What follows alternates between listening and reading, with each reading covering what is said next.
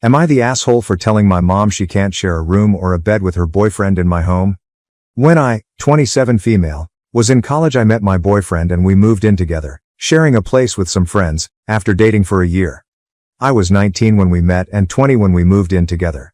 We decided from that point onward to take turns spending Christmas with our families. But the first year we were supposed to see mine, my mom made it clear my boyfriend could not stay and we weren't sharing a room or a bed in her house. My dad argued in favor of letting it happen since I was an adult and living with him already, but mom said no. She hated that I wouldn't stay at their house then and instead booked an Airbnb. She said I should respect the rules of her house and I told her I was, but I didn't want to tell my boyfriend to be alone on the holidays and especially when his family had welcomed us together happily. After that I made it clear there would be no coming to visit like that if I couldn't sleep with my boyfriend. My mom said it wasn't like we were married, so she had every right to that rule. 2 years ago my dad died and for 11 months my mom has been in a relationship with her boyfriend.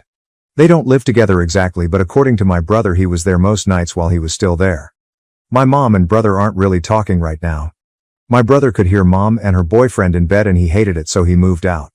He's also 22 and had wanted to, but it gave him the push to move. My mom was furious and demanded to know why he was leaving out of nowhere, and she freaked when my brother told her he was tired of hearing them. It started mom off on him not being happy for her that she found someone again after dad died. My mom seems to be missing my brother being around and she told me she misses having her kids around her, so she wanted to visit for a week or two soon. She wanted to bring her boyfriend along and I told her she can't share a room or a bed with him in my home. I told her I do not want to hear that. She got mad at me and said she's a grown woman and should be allowed her freedom. I told her she was all right denying it to me and I wasn't even planning to have sex in her house. But it sounded like she doesn't care if we hear or not and I'm not dealing with it. I also told her I wasn't going to reward her with sharing with her boyfriend when she has been so strict with me about it. My mom accused me of acting like a petty child. Now to the next story. Story 2. I was blamed for infertility by my ex-husband and in-laws, despite normal results, so I left. Now my ex has lost everything due to his lies. I, 32F, was married to my ex-husband Jake, 34M, for 5 years. Initially, we had a good relationship. When we first met, Jake was charming, amusing, and easy to chat to. I genuinely believed I had met someone who would always have my back. But everything changed once we married. Jake's parents, particularly his mother, began pressuring us to have children almost immediately following the wedding. At first, the comments were lighthearted, such as, "When will we have a grandchild?" However, it quickly became the only topic they wanted to discuss. For reference, Jake is an only child whose parents were extremely controlling. His mother was the type of person who had a plan for everything: how Jake should live, who he should marry, and what his life should be like. While we were dating, I had no idea how much power his family wielded. However, following the wedding, it became evident that Jake had a strong desire to gain their approval for all he did. He was especially eager for his mother's approval, which produced a lot of stress between us. Around 2 years into our marriage, Jake's parents' push to have children became overwhelming. We had tried, but nothing was happening, so I went to the doctor to make sure everything was fine on my end. All of my tests came back normal, which was a relief for me. Naturally, I suggested Jake get tested as well, just to rule out any problems on his end. That's when things started to unravel. Jake refused to be tested. He acted as if I had insulted him by even mentioning it. He asserted that he wasn't the problem and refused to talk about it anymore. I was frustrated by his reaction since all I wanted to do was figure out what was going on so we could move forward. However, Jake was locked in a haughty mindset, as if admitting a potential problem on his side was impossible or shameful. As Jake continued to decline testing, I began to feel bad about myself. Even though the physicians had told me that nothing was wrong with me, his actions made me feel as if I was somehow to blame. Meanwhile, Jake's parents persisted with their intrusive questions and comments. Every time we visited them, the subject of their prospective grandchildren dominated the conversation. It got to the point where I dreaded going to family gatherings because I knew they'd just talk about having grandchildren. No matter how many times I attempted to explain that these things take time or that we were working on them, his mother gave me a condescending look, as if she was disappointed in me. Then they began making direct statements to me about how they hoped I was not the problem. At one family gathering, where a slew of Jake's distant relatives were present, Jake's mother bluntly informed me that she hoped I wasn't damaged, in a very loud voice, with a phony, worried expression on her face. I felt humiliated. Jake said nothing. He just sat there awkwardly, laughing it off as if it was no big thing. That stung more than anything. I believed he should have defended me, but instead he allowed his parents to humiliate me. When I tried to talk to him about it, he dismissed it, saying it was simply his mother's sense of humor. A few months later, we had another family meal, and Jake's mother chose to make another harsh remark. This time, she did not hold back. She went into hysterics, wailing about how old she was getting and how I was wrecking her dreams of having grandchildren. She then started screaming in my face, calling me a broken woman and a disgrace to womanhood. Everyone stayed silent. I was horrified. I did everything I could to keep myself from saying something rude. I knew she enjoyed humiliating me in front of her family, but this was beyond uncalled for. I looked around to see if anyone had anything to say, but everyone just kept looking down at their plates. The only answer was Jake's father nodding in agreement with his wife. Jake, like the rest of his family, simply gazed at his plate, pretending nothing was going on. That was it. That was my breaking point. I couldn't believe that, despite everything I'd gone through while trying to figure out why we couldn't conceive, Jake refused to defend me. Seeing him sit there passively, without even looking at me, let me realize where our marriage stood. That night, when we arrived home, I packed my bags and informed Jake that I was going. He hardly reacts. He didn't seem to care that I was done. He was so accustomed to his parents being the focus that he had no idea he had lost me. That only made me angry. How difficult is it to stand up for someone you claim to love? I left that day and have never looked back. Leaving was not an easy decision, but it was the best one I've ever made. After I left, I moved in with a buddy for a few months while I planned my future moves. I filed for divorce, and the process went fairly smoothly. Jake did not fight it, and we ended things peacefully. After the divorce was finalized, I focused on reconstructing my life. I returned to my profession, surrounded myself with helpful friends, and finally met someone new, my now husband, Sam, 35 million. Sam has been an absolute breath of fresh air. In many ways, he is diametrically opposed to Jake. He listens, communicates, and, most importantly, always looks out for me. We ended up dating for only a year because I became pregnant and we rushed to marry. Let me tell you, I've had a much better time with Sam in this short period than I did with Jake. Sam and I were ecstatic about my pregnancy. It meant so much more to me after everything I'd been through with Jake and his family. Now, let's look at what transpired recently. One day, while out shopping with Sam, I ran across Jake's parents in the mall. To recap, it's been 2 years since I last saw them. I was visibly pregnant at the time, and their reaction was priceless. They were stunned to say the least. They tried to be courteous by making small chat, but I could see they were shocked to see me pregnant. I'll admit that seeing their reactions made me feel vindicated. They spent years torturing and discouraging me for being unable to conceive, yet look where I am now. I hastily said goodbye and nearly forgot I had met them. Sam and I were very busy preparing for the baby, and I had no desire to linger on the past. But then, approximately a week after the mall incident, Jake began texting and calling me. Initially, I ignored them. I assumed his parents had informed him of my pregnancy and new marriage, and Jake was just being nosy. But he did not stop. I eventually opened one of his texts. He was infuriated. When his parents discovered I was pregnant, they challenged him about our marriage and why we had never had children. Jake apparently never corrected his parents when they assumed I was the reason we couldn't have children. In fact, he encouraged people to believe I was the problem. When they saw I was pregnant, they understood he had been lying to them all along. According to what I've heard, his parents were outraged when they discovered the truth. They accused him of squandering years of their lives by convincing them that they would never have grandkids because of me, when in truth, Jake was most likely the one with fertility troubles. To make matters worse for Jake, his parents had always intended to leave him a sizable inheritance. However, after finding his lies, they cut him off totally. Of course, Jake blamed me for everything. He said that if I had not flaunted my pregnancy in front of his parents, none of this would have occurred. He accused me of ruining his life because he had lost everything, even the inheritance he had hoped for. I couldn't believe he was blaming this on me. I simply moved on with my life, and it was not my fault that his lies came back to haunt him. I have not answered Jake's mails, and I do not intend to. I'm content with where I am today, and I have no desire to become engaged in his family turmoil. In my opinion, Jake dug his own hole.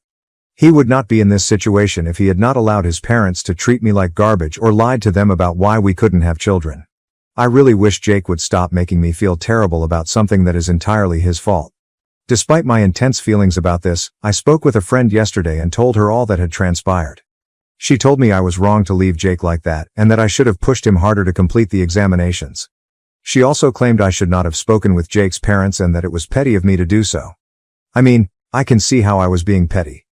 I never wanted to hurt Jake. I must say, however, that Jake being punished for his falsehoods is a pleasant bonus. Anyway, my husband told me that anything my buddy claimed was false, but I can't help but wonder if there was some truth to what she said. So, am I an asshole, AITA, for leaving my ex-husband after his family labeled me broken? And am I wrong not to feel sorry about him losing his inheritance? Update 1. Escalation and desperation. Okay, so things have grown much more complicated, and I really need to vent. After I posted my original story, I assumed that was the end of it. But oh boy, was I mistaken. Jake has been blowing up my phone non-stop. I blocked his number, but he then began texting me on social media. I also blocked him there, but he kept creating new accounts just to reach out. He even began phoning from several numbers. I did not respond to any of it, but the texts grew increasingly frantic and angry over time. At first, he was simply blaming me for damaging his connection with his parents. But now he's gone over the deep end, claiming I owe him since I took away his future. He insists that if I had stayed with him, none of this would have occurred. It's really exhausting. Some individuals in the comments on my initial post agreed with my buddy and questioned why I didn't push harder to persuade Jake to take fertility tests. So let me be clear. I tried. I truly tried. But every time I offered it, Jake would shut me down entirely. He acted as if I had betrayed him simply by bringing it up. He refused to speak to me for days after I inquired about the tests. I tried everything I could to be patient, but there's only so much you can do when someone is so stubborn. I eventually realized I couldn't force him to do something he didn't want to do, so I had to let it go for my own sanity. Some individuals have also accused me of being selfish for displaying my pregnancy in front of Jake's parents. Look, I hadn't planned to run into them. I was just out shopping with my spouse, minding my own business. I wasn't seeking for them specifically to rub my pregnancy in their faces. However, I'd be lying if I said it didn't feel great to see their astonished reactions. I experienced what I can only describe as a nightmare, with them continually belittling me, making me feel broken, and blaming me for everything. So, yeah, it felt nice to demonstrate that I wasn't the problem or broken, but I wasn't trying to upset Jake or make any drama. All I wanted was to enjoy my life. I viewed our interaction as a fun boost to my self-esteem. Jake has pushed things to a whole new level. He didn't simply message me. He found out where I live. I have no idea how he found my address, and I am afraid. He arrived at my residence 2 nights ago. He hammered on the door for at least 15 minutes, wanting to speak with me. Fortunately, my husband Sam was home and promptly instructed him to leave. Jake refused, claiming that he only wanted to explain himself, but Sam quickly shut that down. He warned Jake that if he didn't leave, we would contact the cops. Jake eventually backed down, but not before shrieking that I had wrecked everything for him. It was quite terrifying. I can't help but fear that if I let things continue unchecked, he'll do something even more insane. Many people asked me how I discovered Jake had lost his fortune. Fortunately, I didn't learn all of the specifics straight from him. From what I've gathered from his angry messages, it appears that his parents feel completely betrayed. They were enraged when they found that the reason they never had grandchildren wasn't because of me, but rather Jake himself. They believe he lied to them for years, convincing them that I was the problem. Because their whole attention was on having grandkids, they thought Jake no longer deserved the inheritance they had intended to leave him. According to my understanding, they have now completely cut him off, both emotionally and financially. Jake is heartbroken by this, which I suppose is why he's pursuing me so aggressively. I do not feel bad about him losing the inheritance. I mean, what was I meant to do? Stay in a terrible marriage so his parents don't find out the truth? That is not on me. Jake made his own decisions. He could have told his parents the truth at any time, but instead he allowed them to mistreat me and never defended me. So, no, I don't feel sorry for what happened to him. If anything, it seems like karma is finally coming up with him. However, I have to admit that I am a little nervous. Jake's behavior is becoming increasingly unpredictable. My spouse and I are already discussing taking extra precautions in case Jake turns up again. We've considered placing cameras around the house and even obtaining a restraining order if he doesn't back down. I want to believe that he will ultimately give up, but something tells me that he will not let this go easy. He seems to be spiraling out of control, and I have no idea what he's going to do next. So, that's where things are right now. I believe this chapter in my life was over, but Jake had other intentions. I simply hope he quickly sees that I am not to blame for his difficulties. All I did was move on with my life, and to be honest, I am happier than I have ever been. I simply want to be left alone so I can enjoy the life I've created with my husband and our upcoming baby.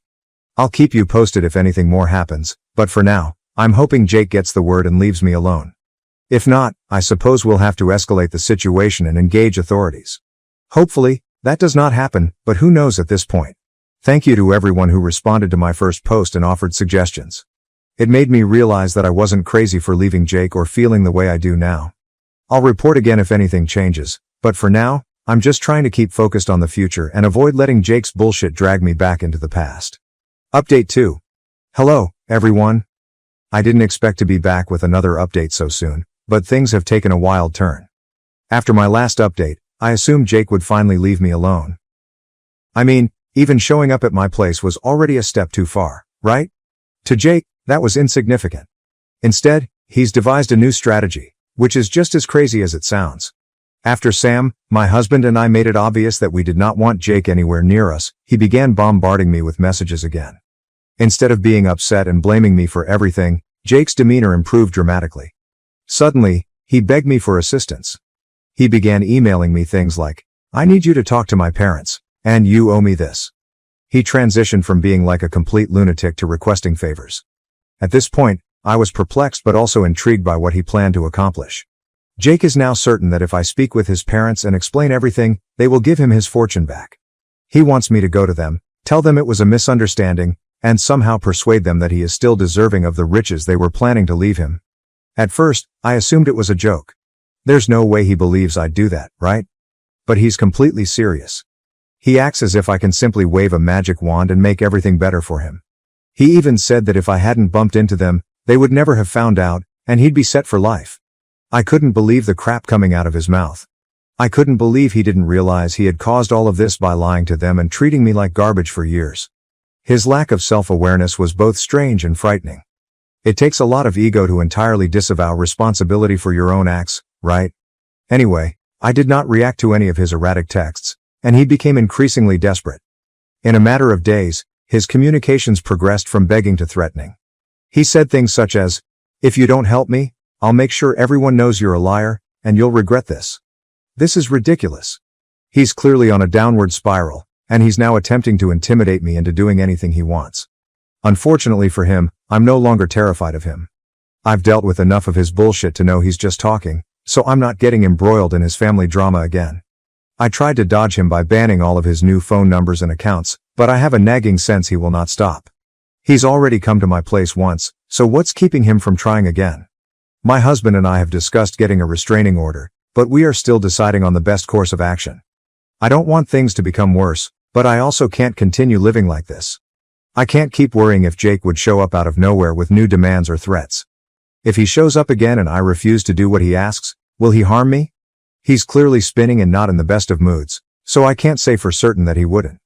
To make matters worse, I discovered that Jake's parents had been communicating with some mutual friends. Apparently, they now blame me for their family's disintegration. They believe I influenced Jake into concealing the truth, and that I am the reason they are cutting him off. I'm not sure where to start with that. Everyone in Jake's life seemed to be in utter denial about who he truly is, and I find myself caught in the center of their distorted reality.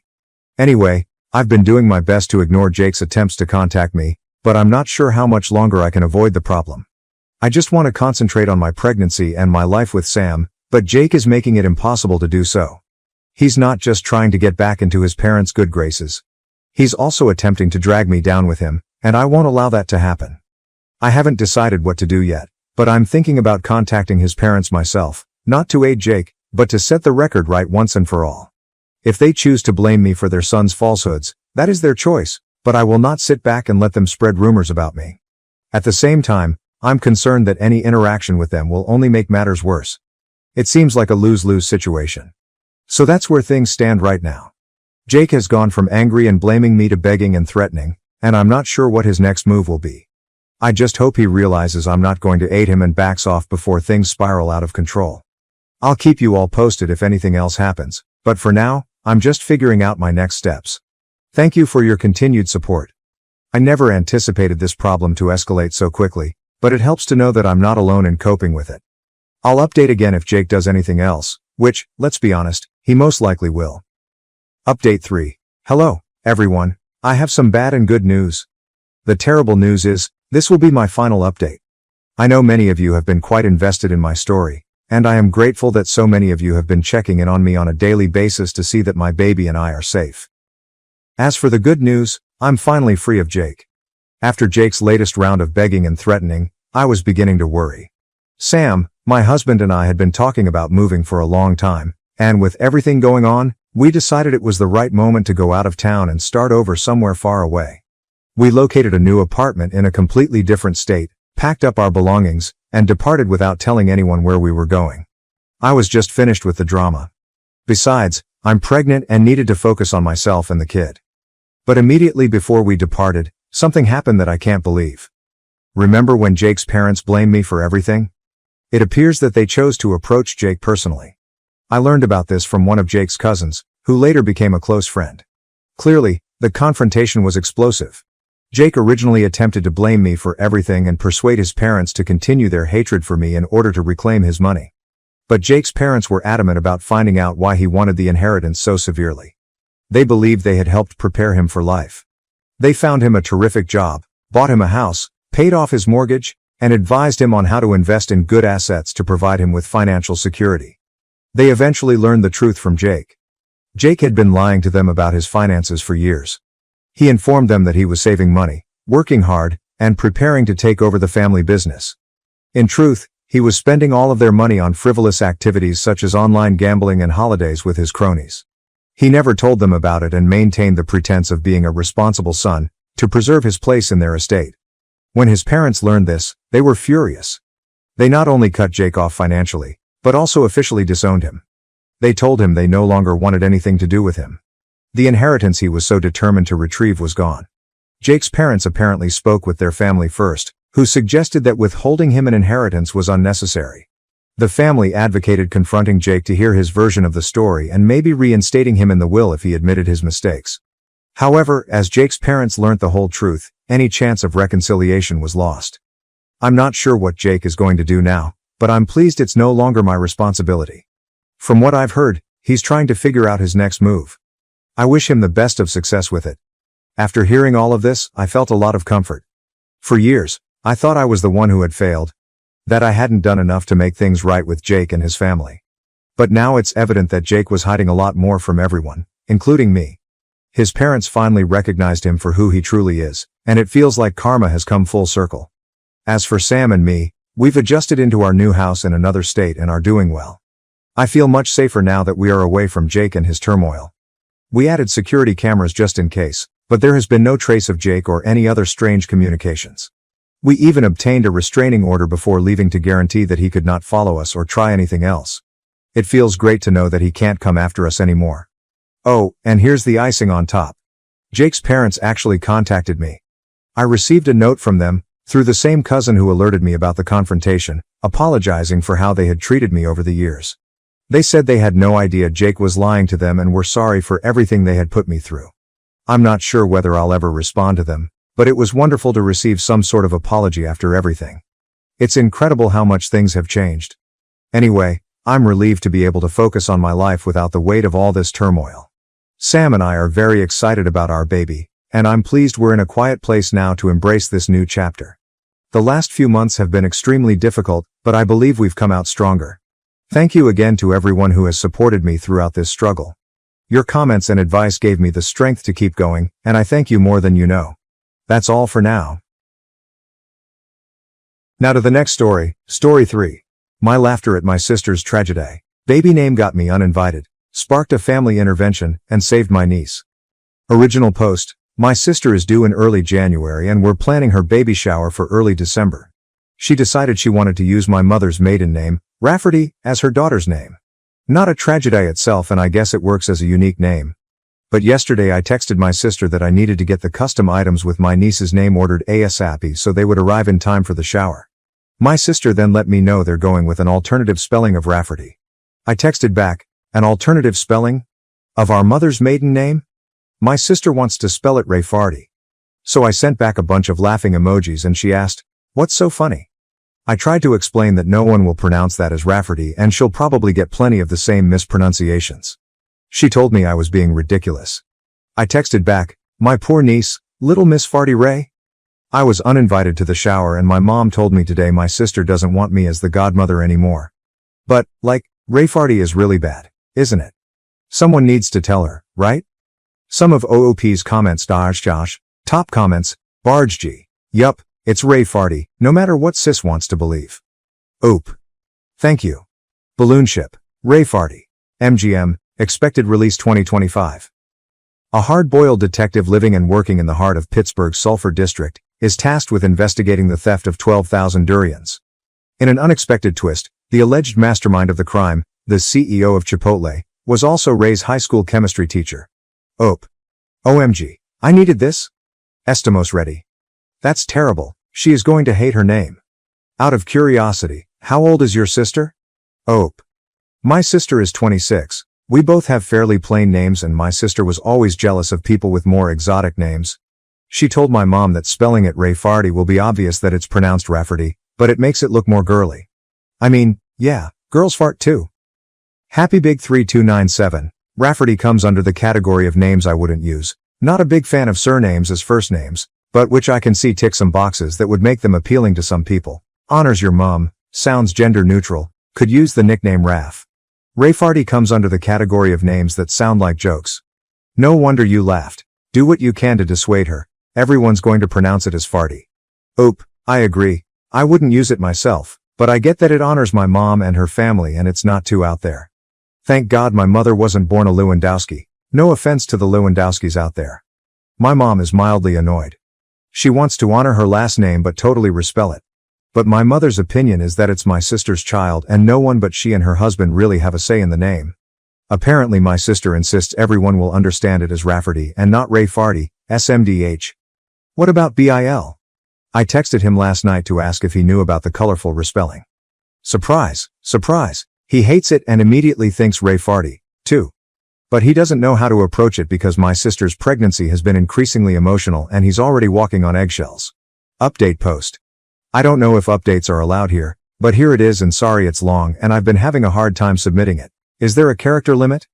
I'll try posting some and put the rest in the comments. So we had an intervention on Ray Farty.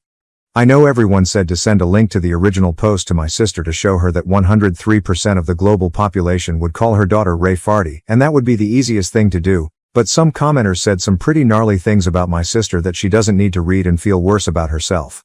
But I wanted to address a few things that came up. First, for those saying I shouldn't bother paying for the baby shower anymore, I had no plans to not continue to pay and help out. Disagreements and fighting aside, I love my sister and want her to go into motherhood filled with love and support, regardless of whether she wants my support or attendance at the event. Second, my sister's husband was made aware of the spelling change of Rafferty to Rayfarty about a month before my original post. He said he didn't think much of it until he saw it written down and immediately saw it as Ray Farty, too. He said her emotions had been getting worse throughout the pregnancy, and he didn't know how to approach her about going back to the original spelling. He had hoped that once she gave birth, all the hormones would somehow leave her body, she'd come to her senses, and it would be a non-issue. Third, a lot of you were lumping my mom in with my sister and said some pretty horrible things about her too. All my mom knew was from my sister calling her to complain that I laughed at her for slightly changing the spelling. My mom just assumed it was a minor change like Rafferty until I told her to grab a pen and paper and I'd spell it out for her. Once she saw it was Rayfarty, she was team save this child. The rest of the saga is in the comments. Continued. The rest. Now for those of you who told me I didn't have any tact and my reaction was mean, my reaction was because 1. People would call the poor girl Ray Farty her entire life for the sake of my sister being quirky. 2. Pregnancy brain aside, surely my sister would realize her child will be called Ray Farty once it's pointed out, have a laugh, change her mind, and this will end up being a funny story to tell at her daughter's future wedding or something. And 3. My sister is a bit of a joker, so I also initially thought she was just pulling a prank or joking. But if she was joking, she took the joke really, really far.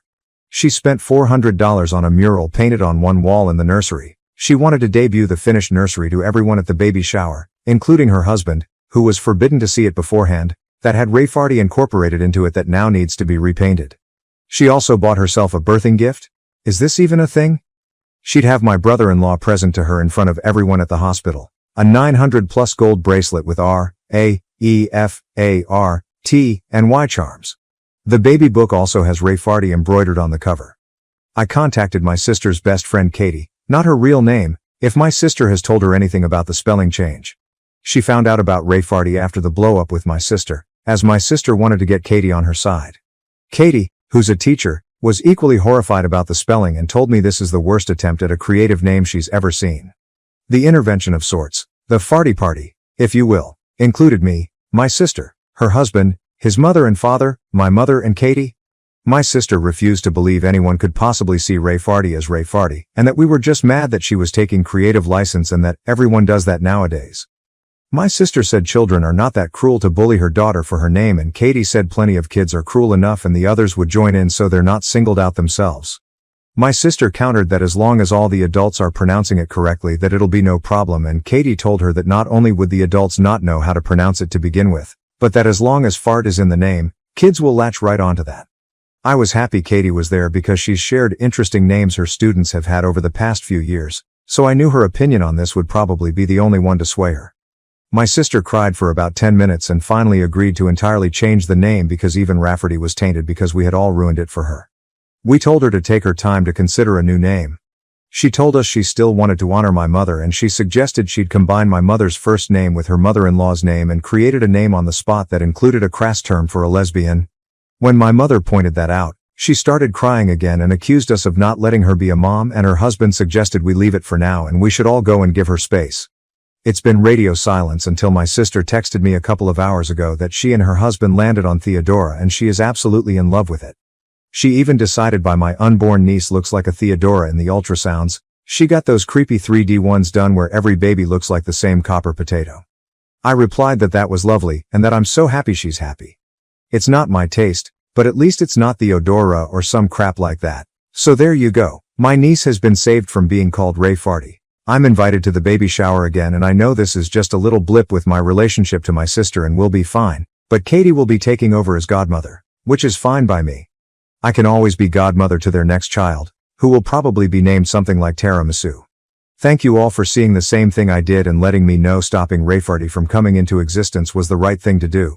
Some of Ope's comments. Commenter. She also bought herself a birthing gift. Is this even a thing? She'd have my brother-in-law present to her in front of everyone at the hospital. What the actual fuck? Silly name aside, what is this? Some kind of social media fueled, look at me and how wonderful I am to get a gift as a reward for giving birth. This feels very tacky to me. The whole push present concept gives me the ick. Oop. I agree. I've never heard of this before and it seems crazy. But also, if I ever ruin my body and push out a watermelon, I'd kinda want a reward too, though. Commenter. Pretty please tell us the amalgamation of her mother and MIL's names. Ope. There's probably no anonymity left on this situation, so here it goes. My mom is Leslie. Sister's MIL is Yvonne. The name was Les Yvonne. Pronounced Les Yvonne, like my niece is the lesbian baroness of some German village. I'll have the staff prepare the Birkenstocks for Les Yvonne Fartenberg's arrival. New update post. Title, Ray Farty has made it to the party. I don't know if you remember my post from a few weeks back about my sister wanting to name my niece Rafferty, pronounced Rafferty and not at all like Ray Farty. My niece has been born 2 weeks earlier than expected, but she is healthy and home now. When my sister first held her, she said, "She's so adorable," and got an idea. She wanted to change from Theodora to Theodorable. Thankfully my BIL put his foot down. He did give her carte blanche on the middle name. When it was supposed to be Rafferty, they went with Rose to counterbalance Rafferty being different. Now that Theodora was the normal name, and because my sister just cannot not be extra, she chose Jacksonville. Theodora Jacksonville. A Ray Farty Rose by any other name would smell as sweet. We are not from Florida. BIL is not from Florida. I don't think my sister's ever been to Florida, much less to Jacksonville. I asked her how she came up with it and she said she always liked geographical names, which is news to me because I specifically remember a conversation about names months ago and she said she hated when parents name their kids place names like Camden or Brooklyn because they're trying way too hard. But you do you, Ray Farty's mom. Also, our city has a pretty sizable Polish-American population and people will certainly try to pronounce it like it's a Polish last name, but at least the craziness is confined to the middle name. And there's no gas or slurs involved. Some of OOP's comments, that person you don't know, thanks for the update on Ray Farty. At least it's a middle name, and thank goodness Bill stopped the other craziness. Oh. Props to my BIL this time around. He said the look on the nurse's face when my sister suggested Theodorable was all he needed. LOL, capable box. 8785. The entire internet remembers Rayfordie. Your sister is a legend, but that middle name though, a full-on tragedy. Oop. When we heard the name, my mother warned me, let's not go through this again. It's just the middle name. So I behaved myself. Broadway Girl 27, does your sister understand the legacy she has created? Oh. A few people know about the post, but I don't think she does, or is too embarrassed to admit she knows. But she's not really on social media much except for water talk vids. Editor's note, water talk is people sharing recipes for like, flavored water. But sometimes no water is involved or it is a monstrosity posing as water. Curtis Connor did a video on it if you want to find out more, but regardless, it's certainly a more niche community. Miranda524. It has even made its way to TikTok. OP. Sully, she must know by now. Sorry not sorry, I did what I needed to do to save Miss Farty Ray. Now, on to the next story. Story 4. My family tried to ruin my wedding. Am I the asshole for organizing a luxury cruise for my birthday and not inviting my parents or siblings? I, a 28-year-old male, work as a medical device development engineer for a large healthcare organization. Honestly, I never expected to find myself in this predicament. For context, I've been leading a groundbreaking initiative to create a new cardiac monitoring system that is transforming how we follow heart problems in real time. The technique we developed has the potential to save thousands of lives by detecting cardiac irregularities hours before a severe incident. Our team's work has been published in numerous leading medical journals, and we just received a renowned industry innovation award. Professionally, my life is flourishing. However, my familial situation is very different. That disparity has never been more clear than today, as I face what is perhaps the most important decision I've ever had to make about my familial relationships.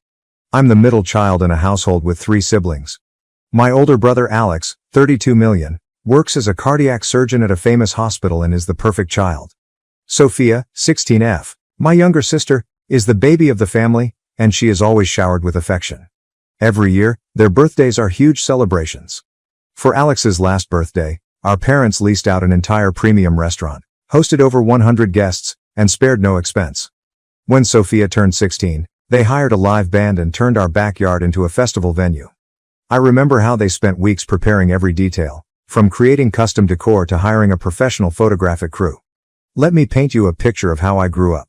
Every success I made was overshadowed by those of my siblings.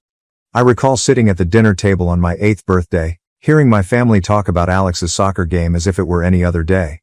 They had thrown him a massive superhero-themed party 2 weeks prior, complete with a magician, special costumes, and party favors that outperformed any item I possessed. The entire neighborhood was there, kids running around in capes and masks, and my parents were beaming with pride at their magnificent firstborn. When I eventually got up the confidence to ask if they had forgotten my birthday, my mother barely looked up from her phone and said, "Oh, sorry, honey. We've been so busy with Alex's tournament schedule and Sophia's dance performance. We will make it up to you next year." She returned to displaying everyone photos from Alex's party on her phone. I recall sitting there, staring at my untouched food and feeling invisible in my own home. They never made it up to me. Not that year or any other year. The pattern persisted throughout my childhood. When I was 13, we were enjoying a family meal when the waitress inquired about any upcoming birthdays. My mother actually chuckled and said, "Oh, just his, but we aren't doing anything major. He's not the type to require much." Everyone at the table giggled, as if it were a light-hearted joke. When I think back to that moment, the shame still burns in my chest. Later following year, they threw Sophia a half-birthday party because she was disappointed that her birthday fell during the summer while school was out. The gap wasn't limited to birthdays. Throughout my childhood, every request I made was answered with excuses, yet my siblings received whatever they want. When I was 10, Alex begged for the most recent game console. Our parents went 3 hours to another city to get it, stating, "Nothing's too much trouble for our future doctor." A few months later, I requested the local store for a scientific kit, which I planned to utilize for the school science fair. My mother disregarded it, stating, "That's too expensive right now." The following week, they purchased Sophia an iPhone simply because she mentioned wanting one in passing. They were not isolated incidents. Every accomplishment in my life was considered as an afterthought. I graduated from high school as valedictorian and was accepted into one of the top engineering institutions in the country. Most parents would be thrilled, right? I scarcely acknowledged it. My father simply responded, "That's nice," while gazing at his phone. My mother's only reply was, "Well, engineering was your backup since you didn't try for medical school like Alex." Alex was accepted to medical school the same month, and they celebrated with a wedding reception-themed party. They hired caterers, live music, and even had special decorations printed with the words, "Future Dr. Alexander" on them. 2 years later, when Sophia graduated from high school with ordinary grades, they hired a professional photographer, made a tribute video, and bought her a brand new automobile as a graduation present. My college graduation gift? A gift card to Best Buy. Now, let me tell you about my present career success, not to brag, but to demonstrate the stark contrast in how my family views accomplishments. For the past 2 years, I've led a team of 15 engineers in the development of a groundbreaking heart monitoring gadget. This is not just another medical device. We're talking about technology that has the potential to dramatically alter our approach to heart attack prevention. The device employs advanced AI algorithms to detect small cardiac problems up to 24 hours before a big incident, allowing clinicians critical time to treat. Our initiative has been highlighted in 3 major medical journals, and we recently received the Healthcare Innovation Award, one of the most distinguished accolades in our field. What's with the irony? Our gadget has the potential to benefit patients like the ones Alex treats, but he has never shown any interest in learning about my work. Throughout the award ceremony, my entire team's families were present, celebrating with champagne and taking proud photos. My parents? They did not even respond to the invitation. Last month, at our weekly family video call, I attempted to inform everyone about the honor. My mom interrupted me mid-sentence to ask Alex about his most recent operation schedule. They then spent 20 minutes admiring Sophia's Instagram images from her recent weekend excursion to the beach. My achievements were not even acknowledged. When I tried to bring it up again, my father simply said, "That's nice, son," before shifting the conversation to Alex's imminent department head nomination. I tried talking to them about this trend several times throughout the years. Each attempt has resulted in dismissal or gaslighting. "You're just too sensitive," my mother would say, rolling her eyes. "We treat all of our children equally," my father mumbled, avoiding eye contact as usual.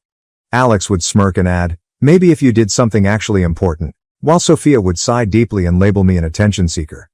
Despite their negligence, I've managed to have a prosperous life. I have a great career, good friends, and an amazing girlfriend, Stephanie, 27F, who has been really supportive throughout. She has seen personally how my family's treatment impacts me, even if I try to hide it. Last month, at a meal with her family, her mother made a greater production about my birthday than my own family has ever done. She prepared my favorite cake, which she recalled from a casual talk months earlier, and gave me a nice work-related gift. It was moving, but it also made me realize how much I had missed out on. That's what prompted my current decision. My birthday is in 3 weeks, and instead of preparing for another disappointment, I'm taking charge. I've booked a luxury cruise and organized a lavish celebration, not just any cruise. I have reserved a luxury suite package on one of the most prominent cruise lines. The program includes unique dining experiences, spa treatments, and private shore excursions. I'm inviting all of our extended family, my aunts, uncles, and cousins, as well as my close friends. The guest list contains approximately 50 people, all of whom have expressed an interest in my life and achievements over the years. But here's the kicker. I'm intentionally excluding my immediate family. The invitations have already been sent, and I have something special planned for the major celebration dinner. I'm going to show a slideshow, and not just any slideshow. I've accumulated images and memories of all the birthdays they missed, accomplishments they overlooked, and occasions they made me feel invisible. Each image will be accompanied by a related image of how they celebrated Alex or Sophia on similar occasions. Is this petty? Maybe. But it feels necessary. I've also prepared a presentation about our medical gadget project, not to brag, but to demonstrate what I've accomplished while my family was too preoccupied with Alex's medical career. The gadget has already been licensed for clinical trials, and preliminary findings indicate that it could lower cardiac death rates by up to 30%. This might potentially save thousands of lives. The word spread through the family grapevine, and the emotions have been intense. My Aunt Susan, who has always been more aware of family dynamics, immediately responded yes, and called to say she is proud of me for sticking up for myself. Several cousins have also offered their support, stating that they have noticed how I have been treated over the years but were unsure how to handle it. However, not everyone has been supportive. Some relatives describe me as petty and immature. My mother has been blowing up my phone, leaving voicemails alternating between guilt-tripping, "How could you do this to your mother after all we've sacrificed for you?" and threats, "You'll regret this behavior, young man." My father wrote his normal passive-aggressive text about how I am tearing the family apart and creating unnecessary drama. Alex called me childish and advised me to grow up and accept that some people just achieve more in life. Sophia wrote a cryptic, hostile social media post about attention-seeking behavior and toxic siblings who can't handle others' success. But my friends and Stephanie absolutely support me. My best friend from college, who has seen my family dynamics for years, said something that really resonated. Sometimes it takes a great act to disrupt destructive patterns. You've attempted to talk to them quietly for years. Maybe they'll finally listen. Stephanie has been especially fantastic throughout this. She's helped me organize every aspect of the cruise, from the meals to the decorations. She reminded me that this isn't about vengeance, it's about finally standing up for myself and refusing to be the forgotten child any longer. Her encouragement has shown me what a good family dynamic should look like. The cruise is booked, invites have been sent, and there is no going back now. Most of the visitors have already said yes, with many expressing enthusiasm for both the event and what it represents. Some relatives are plainly split between wanting to support me and being concerned about the potential for conflict with my parents. Surprisingly, most people are still opting to come. I created a special Instagram hashtag for the event and began posting teases about the approaching celebration. My mother saw these posts, despite being blocked. She created a bogus account and called my aunt in tears, screaming that I was publicly humiliating the family. Everyone understands the hypocrisy of her now caring about family disgrace after years of publicly ignoring me. I understand that this may appear radical to some people. Perhaps it is. But after 28 years of being treated as an afterthought, of seeing my siblings lauded while I am disregarded, of having my accomplishments discounted and my feelings questioned, it seems necessary. This isn't just a birthday celebration anymore. It's about taking control of my story and telling my family that I'm not going to be the invisible middle child any longer. The cruise will set off in 3 weeks. Half of me is delighted to finally celebrate myself properly, but another half is concerned about the consequences.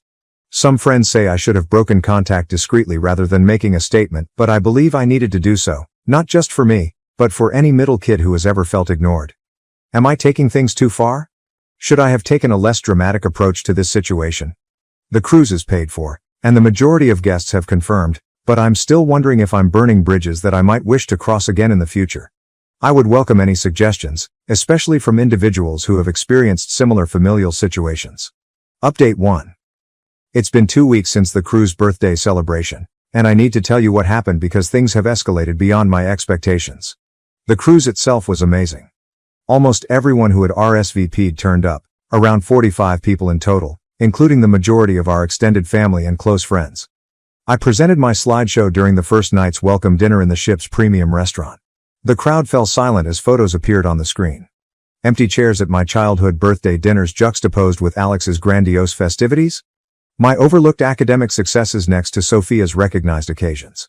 What I didn't expect was my Aunt Carol to burst into tears halfway through, claiming she had never realized the enormity of the disparity. Several additional relatives stated that they had seen the unequal treatment but had not realized how systematic it was until they saw it set out chronologically. The presentation on my medical gadget project garnered a resounding response. My uncle Robert, who works in hospital administration, even approached me about deploying our monitoring system at his facility. It's funny how my professional accomplishments suddenly become impressive when validated by others. But this is where things became intense. On the second day of the vacation, my mother convinced the cruise line to let her board at our first port call. She stated she was a surprise visitor invited to the celebration. Security let her through because she had images of me on her phone that proved she was my mother. She stormed into our lunch gathering, mascara flying, yelling about how I was attempting to turn the family against her. "After all we've done for you?" she shouted in front of everyone. "You ungrateful and hateful child." Stephanie attempted to intervene, but my mother turned on her, accusing her of poisoning her son against his family. The big shock came when my normally quiet Aunt Margaret rose up and challenged my mother. "Helen," she continued firmly, "we have all seen you prefer Alex and Sophia for years. We said nothing since we did not want to intervene. But this is over now." Several more relatives joined in, expressing their own views on unfair treatment throughout the years. My mother left in tears, but the drama hadn't ended. That evening, Alex and Sophia carried out a concerted social media onslaught. They shared childhood images with notes criticizing ungrateful siblings and attention-seeking behavior.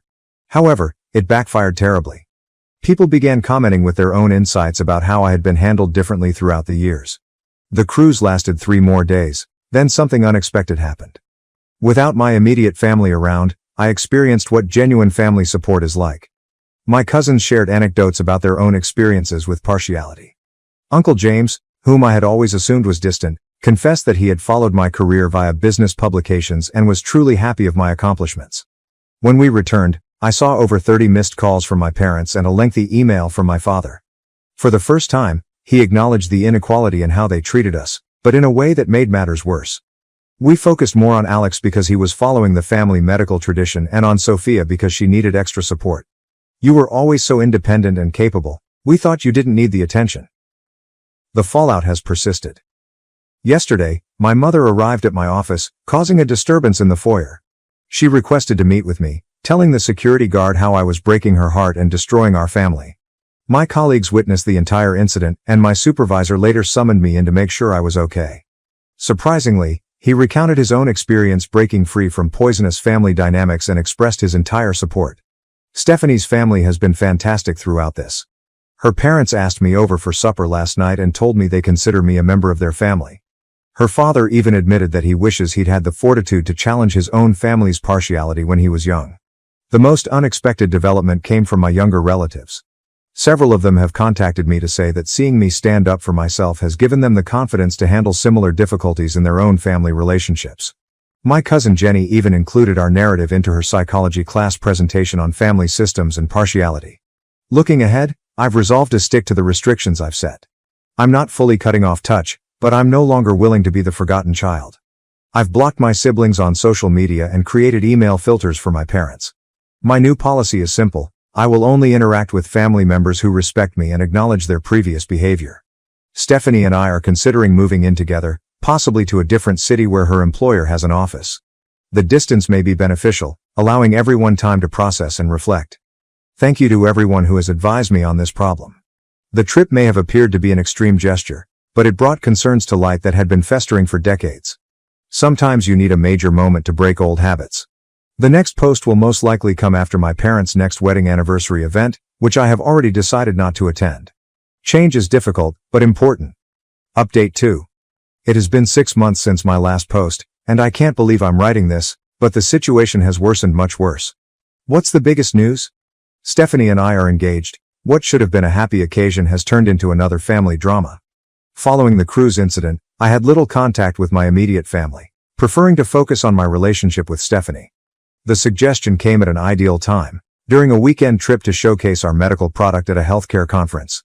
She's been my rock during all of this family drama. However, things turned ugly during our venue tour last weekend. We were touring our third potential wedding destination, a lovely historic building with a garden ceremony area. Halfway through the trip, I heard my mother's voice echoing down the corridor. They had somehow learned about our venue tour schedule. Later, I realized that my cousin Lauren had unintentionally disclosed it in the family group chat. My parents arrived with Alex and Sophia in tow, like some sort of intervention team. My mother immediately began telling the venue coordinator about her idea for the wedding, completely ignoring Stephanie and me. When I firmly said that they had not been invited and needed to leave, my mother burst into tears in front of the venue personnel and other couples who were visiting the space. What occurred next still seems strange. Alex, the responsible older brother, attempted to pull me away for a family discussion. When I declined, he remarked, "This is what happens when you let the middle child make important decisions." Sophia was shooting everything with her phone, perhaps for a dramatic social media post. The venue planner, bless her heart, quickly recognized the situation and had security escort them out, but not before my mother yelled that she would never forgive this betrayal, and that I was breaking your father's heart all over again. Here's the thing. They didn't just come across us. They had obviously planned this. They brought printed images from my childhood of good family occasions, which they planned to exhibit to the venue workers. My mother even brought her old wedding album and discussed family traditions that we needed to incorporate. After they left, we discovered that they had already visited our other 2 potential wedding locations earlier that week, informing the staff that they were the key decision makers. They even attempted to put down deposits to secure the dates. Stephanie was naturally shaken. Her family was appalled when they learned what had transpired. Her father, who is generally very polite, called my father immediately to inform him that their behavior was unacceptable. This sparked more controversy, with my father accusing Stephanie's family of stealing his son. We have recently chosen to drastically rethink our wedding arrangements. Neither of the venues on our original list will be used. We're now looking at venues outside of our area, and we've engaged a wedding planner who specializes in dealing with delicate family circumstances. She is putting in place stringent security measures and a thorough guest screening process. What's the silver lining to all of this? Our bond has only gotten stronger. Stephanie and I are more confident than ever that we are making the proper decision to begin our lives together away from poisonous family relationships. I've also received unexpected help from my colleagues. My employer, remembering the recent event at our office, has approved additional security measures at work. He has even volunteered to host our wedding on his vacation property if we choose a fully private setting. The difficult element isn't the drama itself. It's recognizing that my wedding day, one of life's most important occasions, is being turned into yet another battleground for my family's turmoil. But this time, I am not backing down. Stephanie and I deserve to spend our day the way we want. We're going forward with our plans, but with increased security and an extremely selective guest list. Our wedding will be a celebration of love and happiness, not just another stage for family drama. Update 3. It's been 3 months since my last update, and I'd like to explain what happened at our wedding. This will be my final update since, following what happened, I've made a definitive choice about my family relationships. The wedding day began nicely. We found a stunning private estate 3 states away, hired security, and implemented stringent guest screening. Stephanie looked amazing, and our closest friends and selected family were present to support us. The morning preparations went well, and Stephanie's family made everyone feel loved and included. Despite all of our efforts, my mother was able to enter just as the officiant was about to begin the ceremony. The doors flew open, and my mother dashed down the aisle, my father trailing behind her like a reluctant shadow. What came next was bizarre. Instead of the standard "I object" moment, my mother launched a full-fledged show about how ungrateful I was. She had prints of family portraits, which she began handing to stunned guests as a bizarre wedding favor. What truly crossed the line was when she turned to Stephanie and remarked, "Good luck on this one. He's been bitter his entire life." But this is where things changed. Instead of letting this wreck our day, I finally mustered the courage to speak all I'd been holding back. I came up and quietly informed my mother, "This is not about you. It never was. This refers to your incapacity to love your children equally. Today is not about the past. It is about my future with Stephanie." The security team moved to escort my parents out, but my mother had not finished.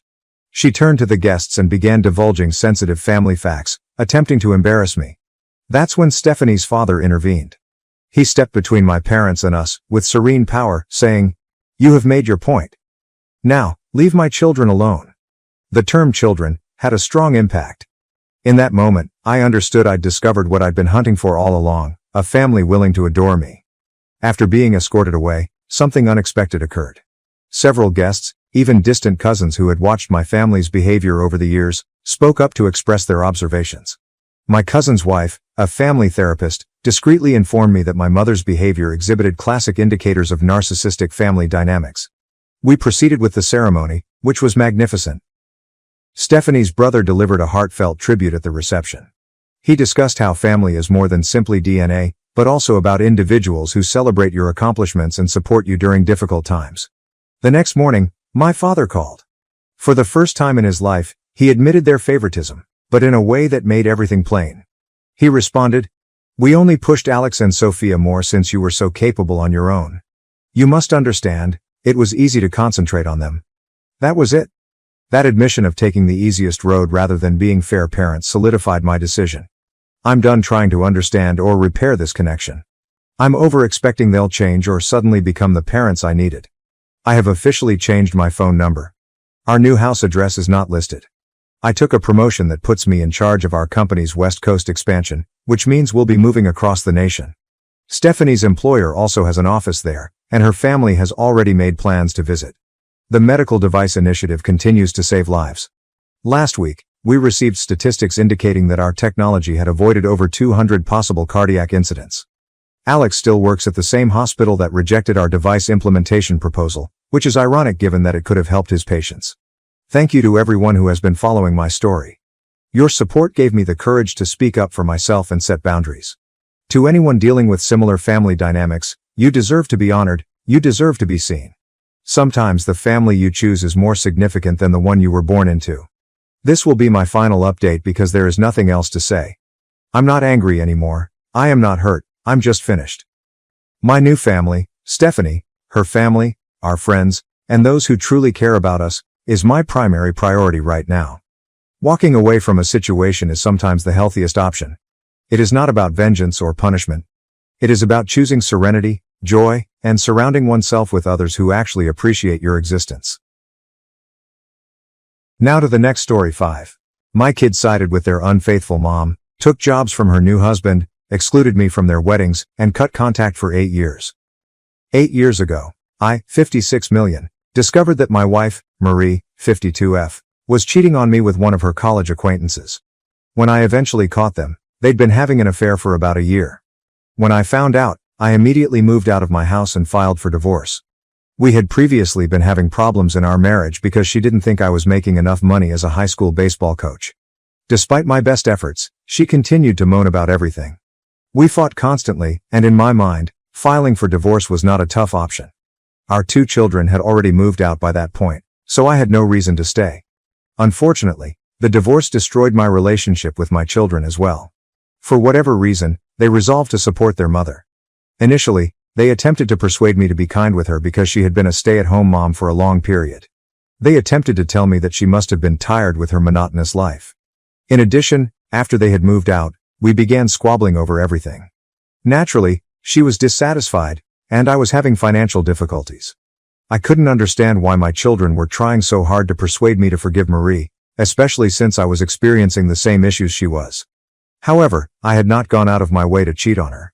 In fact, after every disagreement we had, I would try to make amends and make her feel special in some way. Clearly, none of this meant anything to her. My children were pleading with me to give her another chance, which made me very unhappy. I ended up battling with them about it as well, and for a time, they cut me out of their lives. After the divorce was finalized, I began to feel quite lonely, especially since Marie remarried the man with whom she had been having an affair only 2 months later. I wasn't conversing with my children at the time, but I tried to reach out to them. They did pardon me, but I believe they said it just for the sake of it. I don't believe they truly forgave me at the time because they did not ask me to do any of their milestones for the next few years. Indeed, until earlier this year, I had little contact with my children. The only reason they're trying to get along with me right now is that I created my own business with a couple of my buddies a few years ago, and it only started taking off recently. I'm doing well for myself, and I'm presuming that's why they're here. For context, I had spent a lengthy time as a high school sports coach. Unfortunately, I was extremely underpaid and overworked. I had a buddy who worked at another school, and we were both struggling financially.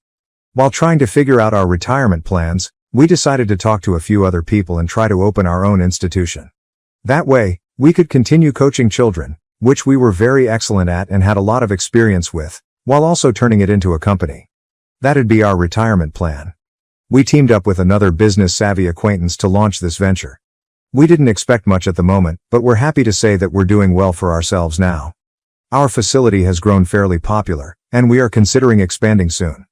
I'm guessing my kids heard about it because they contacted me earlier this year and began attempting to get on my good side. Initially, I was overjoyed that kids were attempting to involve me more in their life. I assumed they'd finally come to their senses. I didn't suspect they had hidden agendas.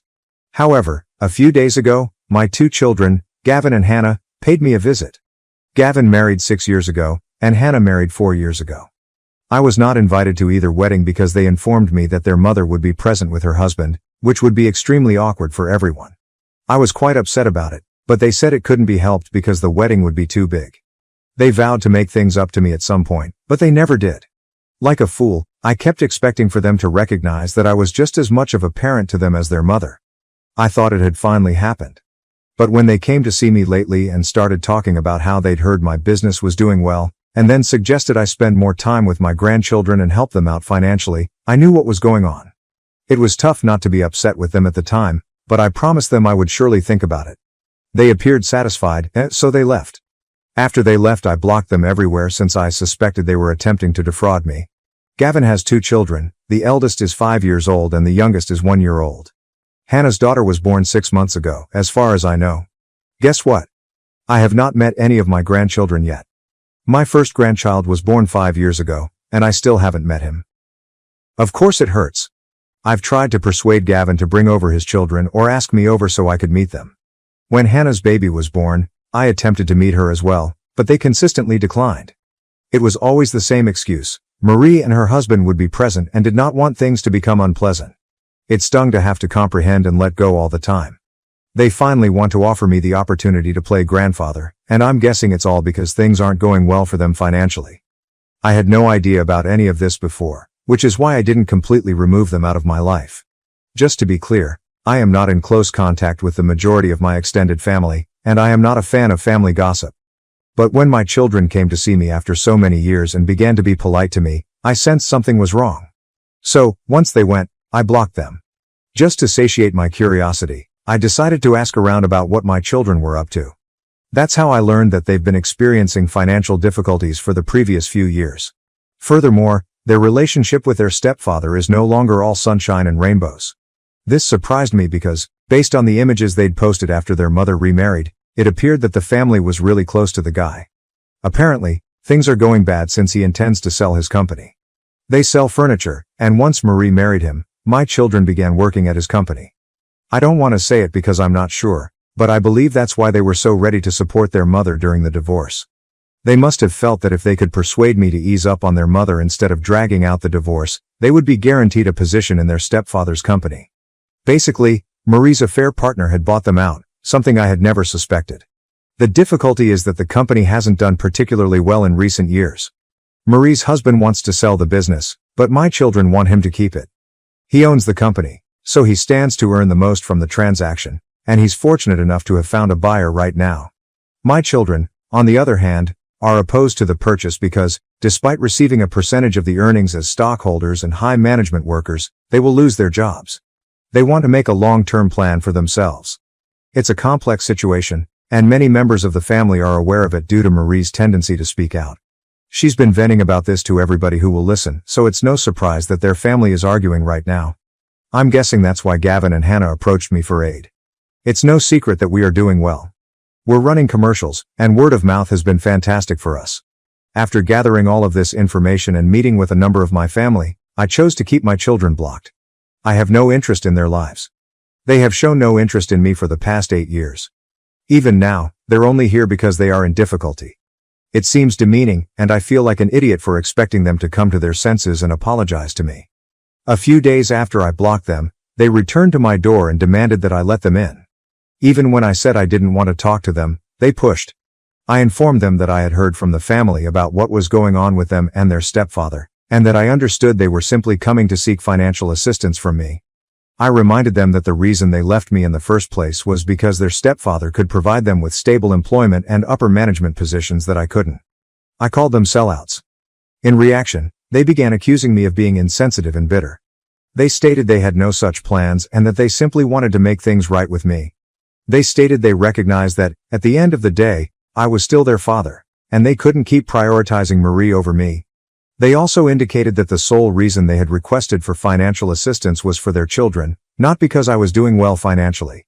They thought it was horrible that I had reached such a judgment after listening to a lot of no-good gossip mongers in the family. This happened 2 days ago, and I've been quite distressed by it all. It's become so terrible that I have to take time off work because I can't stop thinking about what to do. Logically and intellectually, I believe the rest of the family is not lying to me. They would gain nothing from it. Also, my family has always been kind to me, even since my divorce. They've always looked out for me, which I greatly appreciate. So, I don't believe they are lying or gossiping. They're simply answering my questions because I was the one who investigated the case. That being said, I'm not sure if I should give my kids an opportunity to work things out with me. Should I just give them a little cash help? After all, I am earning well enough to support them, and I am very certain they are not looking for a long-term commitment. They'll probably acquire jobs after the company is sold. I presume they are simply expecting me to be their safety net because of their children. I haven't actually spoken with them what kind of money they want. Whether it's an investment, a loan, or simply goodwill. In any case, I am aware that financial assistance will be provided. I feel as if I don't want to pass up an opportunity to reconnect with my children and create a relationship with my grandchildren just because of this. The way they discussed the situation during their visit the other day has thrown me off guard, and I'm not sure what to think anymore. I've been continually anxious, and I'm wondering whether I'm making the worst mistake of my life by shutting out my children. Perhaps I am being insensitive and ungrateful, as they stated. If I let my ego get the best of me, I doubt I'll ever have another chance to work things up with my family. The only thing holding me back right now is my fear of being used, which I absolutely do not want. I really don't know what to think anymore. I feel lost, And I don't think I have anyone I can freely discuss this with. So here I am, an old man attempting to figure out life after being mostly alone since my divorce. As much as I hate to admit it, I miss my children a lot and want them in my life. However, I am unsure if this is the best approach. So, am I wrong for not wanting to be financially involved with my children? Update 1. Thank you for your comments. I guess I needed a reality check since, in desperation, I had considered talking to my children. But now I realize I'm being exploited, and I shouldn't be such a doormat to them. That is what I have been all these years.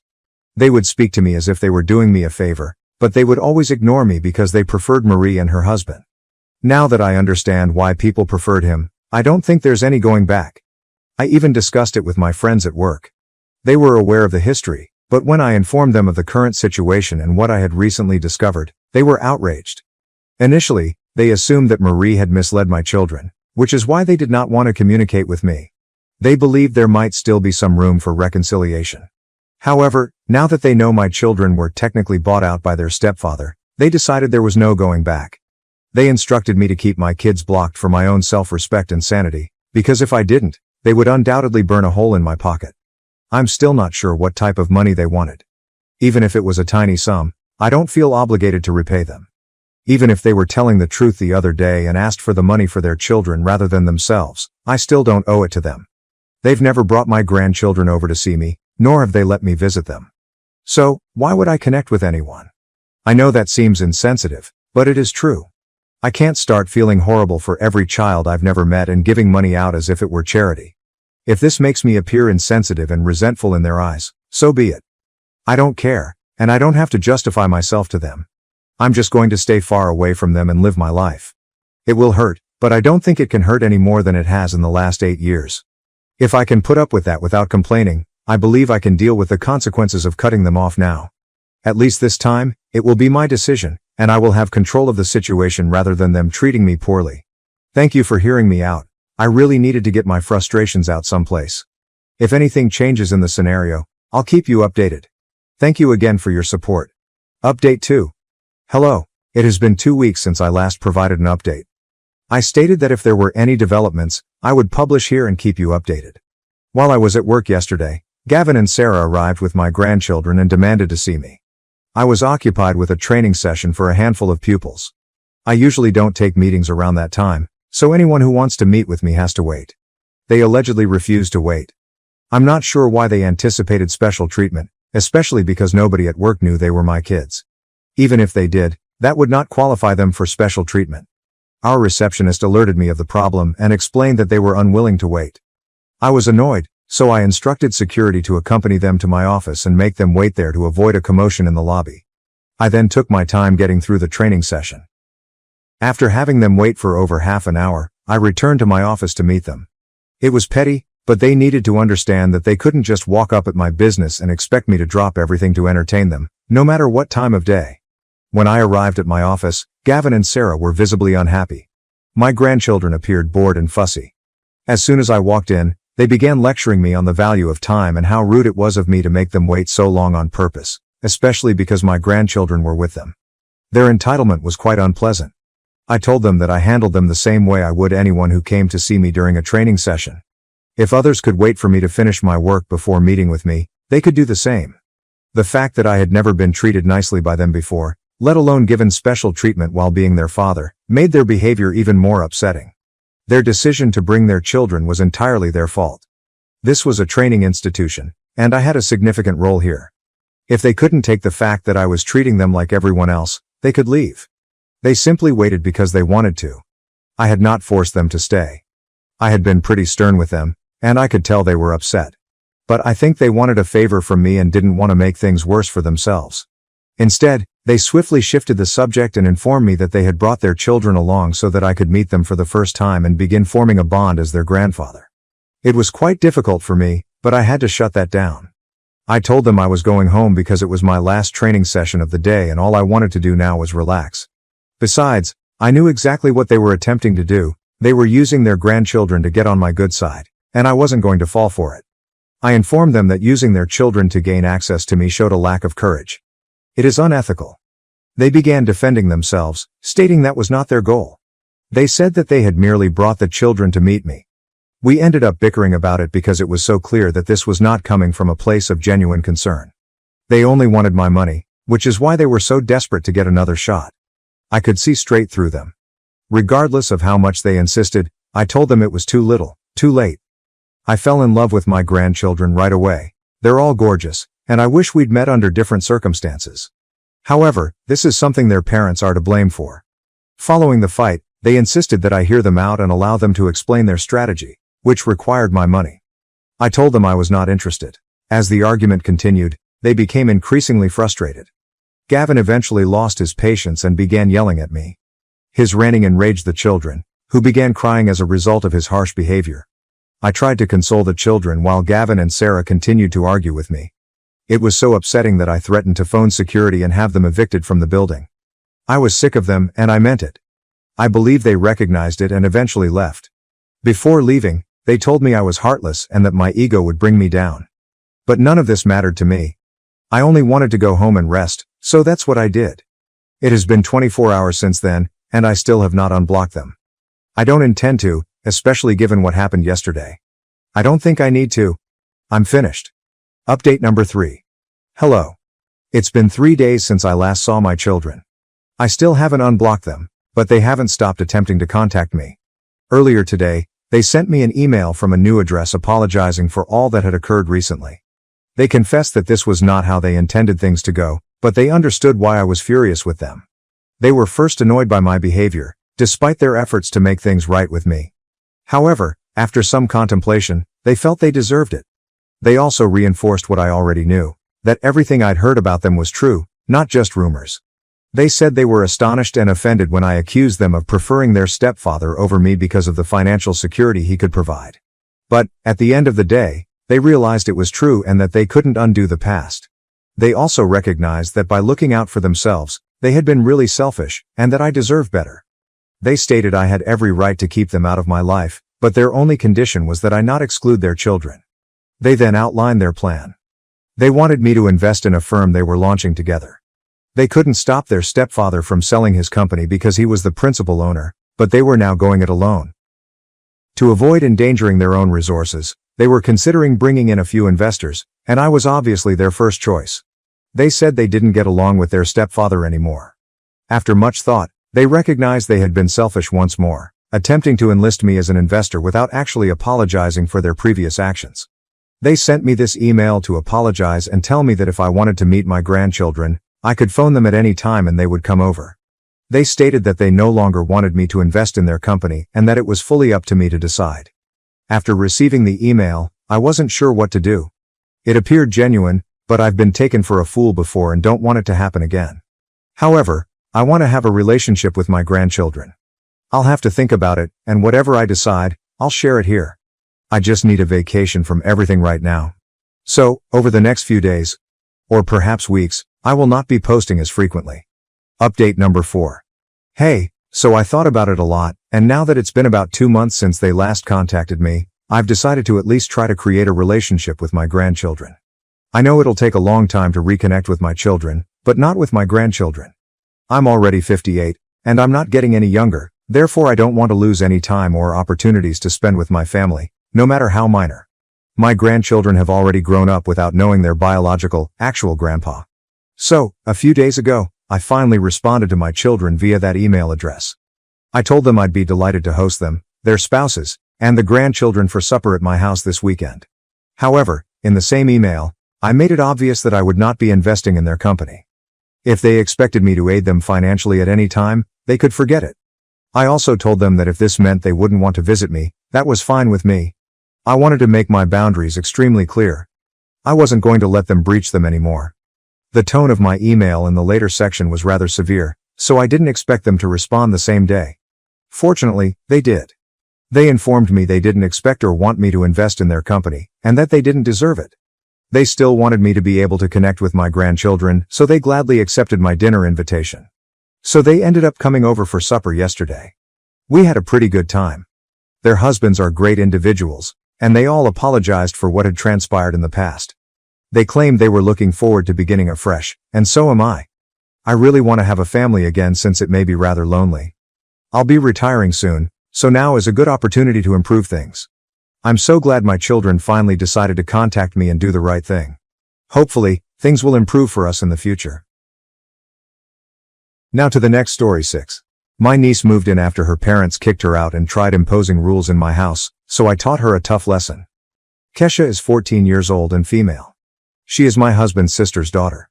She's become increasingly defiant, to the point where her own parents have kicked her out. She has been suspended from school twice this year and is on her way to being expelled. She was suspended twice for starting fights with other girls. She has a fiery temper for an 8th grader. Of course, her parents were outraged when she was sent home from school. But when they sat her down to discuss it, she ended up hitting her mother. Her father dragged her away and kicked her out. He informed her that she was not welcome to stay there until she got her act together, and that was the end of it. I believe Kesha spent the night at a friend's house before arriving on our doorstep the next day. My husband and I both work from home, so we were present when she arrived. We were initially perplexed because we had heard nothing about her suspension or the altercation with her parents. But, of course, we allowed her in, because she is family. She explained that the day before, her parents had kicked her out for no apparent reason. She said her mother had become physical with her and she was afraid, so she came to us. Even as she said all of this, we were doubtful. We knew Kesha had been on a cruel streak recently, so my husband snuck away to contact his sister and get the whole story. Of course, his sister gave him the entire truth. She claimed it broke their hearts to do it, but they didn't feel secure having her in the house anymore, so they kicked her out. My brother-in-law went on to say that he was tired of allowing her get away with her behavior. If she was going to learn, she needed to do it the hard way. My spouse has always had a sweet place for his niece. He couldn't help but invite her to stay with us temporarily. We don't have any children yet, so we have plenty of room for her to stay. I was concerned about the concept because I had no prior experience with children, let alone aggressive ones. But I decided that it was better for her to stay with us rather than with a random acquaintance until things between her and her parents calmed down. The first night went good. She was on her best behavior, and we had a lovely supper together. My husband and I had hoped her entire stay with us would be like this. We believed she could just need a pause to think things through, and that this would be beneficial to her. Unfortunately, the peace did not endure very long. We awoke the next day and resumed our normal activities. We took baths, played music in the kitchen while preparing breakfast, and arrived at our home office by 8 a.m. to begin our day.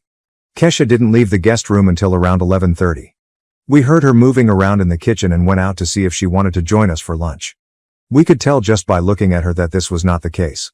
As we went into the room, she appeared tough and gave us a death stare. I asked her how she slept, and she sarcastically replied, "Like crap." My husband raged at her, telling her she couldn't talk to me like that. She lashed back, stating she could be in a better mood if I wasn't so loud in the mornings. Apparently, she heard me singing in the shower and claimed I woke her up. She asked if we could keep it quiet in the mornings from now on. We were stunned. I'd never had a guest speak to me like this before, especially a child. She then retreated to her room for several hours. We needed to get back to work, but we were both concerned about how the remainder of the day would unfold. Around 7 p.m., Kesha emerged from her room. I had saved her a plate for dinner, so we figured she would come out and eat. Instead, she threw a piece of paper down on the counter and began walking towards the front door. My husband asked where she was going, and she answered, "Out with friends." He warned her she couldn't go out alone right now, especially at night, with no idea where she was going or who she'd be with. I intervened and asked her what the piece of paper she had laid down was about. The list was handwritten. I grabbed it up and read it aloud. Kesha's house rules. No music or singing before noon. No disgusting food for dinner, also known as veggies. No boring television shows. Avoid asking foolish questions. Please do not enter my room. My husband laughed at the list, but Kesha's expression was dead serious. She truly expected us to obey her crazy regulations in our own home. I had had enough with this bullshit. I went to the door, grabbed my coat and keys, and instructed her to get into my car. She was perplexed, but my tone made it clear that I was not joking. She left for the car, and I assured my husband we'd be back in a minute. We traveled in quiet for around 15 minutes. I was furious, and I could tell she was too. After a while, Kesha realized she didn't know this part of town. She hesitated before asking where we were headed. I informed her that if she didn't want to stay with her parents or with us, I'd show her where she would end up. We were approaching downtown, and the look on Kesha's face told me she had never been to this section of town before. Every street corner was crowded with homeless people, all of whom appeared dirty and high. There were tents and trash everywhere. When we came to a stoplight, people approached the windows and began banging, asking for money. Some of them were outraged, and one man even kicked the car as we drove away. I could see Kesha was afraid, but neither of us said anything. Then I pulled into a parking area and turned off the car, ensuring the doors were locked. We had parked in front of a homeless shelter. People lined up outside the entrance, hoping to acquire a hot supper, blankets, or, if they were lucky, a roof over their heads for the night. Some of the guys were yelling and arguing with one another, but the majority of the women simply looked sorrowful. It was dreadful, and even I was afraid to be there. Finally, Kesha asked if we could leave. I informed her that if she wanted to come back to our house, she had to follow the rules. I also informed her that if she wanted to stay with us, she needed to call her mother and apologize, as her parents simply wanted the best for her. She nodded, and I knew I had communicated effectively. I don't believe anyone in her life had ever put her in her place like that. But, I believe, at that moment, a part of her knew it was precisely what she needed. When we came home, my spouse seemed anxious. Of course, he was intrigued about where I had taken her and what we had discussed, but I gave him a look that indicated I would tell him later. We all went into the kitchen, and I took out the plate of leftovers we had set aside for Kesha earlier. I heated it for her, and we sat down at the table together. My husband and I were startled that Kesha spoke out first. She inquired about what we both did for work. My husband was taken aback, but pleased to respond. After that, we talked about our careers, local colleges, and various extracurricular activities she may participate in. It was actually a wonderful evening. I may have been tough with her earlier, but I believe I got through to her. Now I only hope it sticks and she may return to her parents' place soon. Let's see what happens after she apologizes to her mother. The day after we visited the homeless shelter, Kesha called her mother. She asked if I would sit with her while they talked, and I of course agreed. She truly made an outstanding apology to her mother. By the end, she was in tears but smiling since her mother had accepted her apologies and invited her home. She startled me by asking if she could stay with us for a little longer. Her mother consented, so we decided she could stay with us until the following Monday, when she had to return to school. We may have had a bumpy start, but I believe this was the finest possible outcome. It's been a couple months since Kesha visited us. Since then, her conduct seemed to have changed completely. She has not received any further school suspensions, detentions, or calls to the office. Her grades have greatly improved, and she even auditioned and was accepted into her school dance squad. Her parents say she hasn't been hanging out with the same pals, and her attitude at home has significantly improved. Overall, I would say her stay at our house was a success for her. I'm extremely proud of her and excited to see what her future holds. God bless you. Thank you for identifying her as a child in need of instruction. You'd be an amazing mother. Great job, Auntie. I hope her parents are half as supportive as you are. My partner is upset with his parents about this, but some of his siblings and parents believe I was the jerk. So, here we are. I'm a 29-year-old female professional boxer who is probably in my final year or two of competitive competition. My guy, a 35-year-old man, is very supportive of my career and a true gem. We live on the opposite coast from his family, and he has had a strained relationship with his father for years, so I have never met them. His parents, on the other hand, have been working hard to make things right over the previous year. When he indicated that we will be in a nearby city for one of my matches, they wanted to have a family supper. I was genuinely pretty excited about it.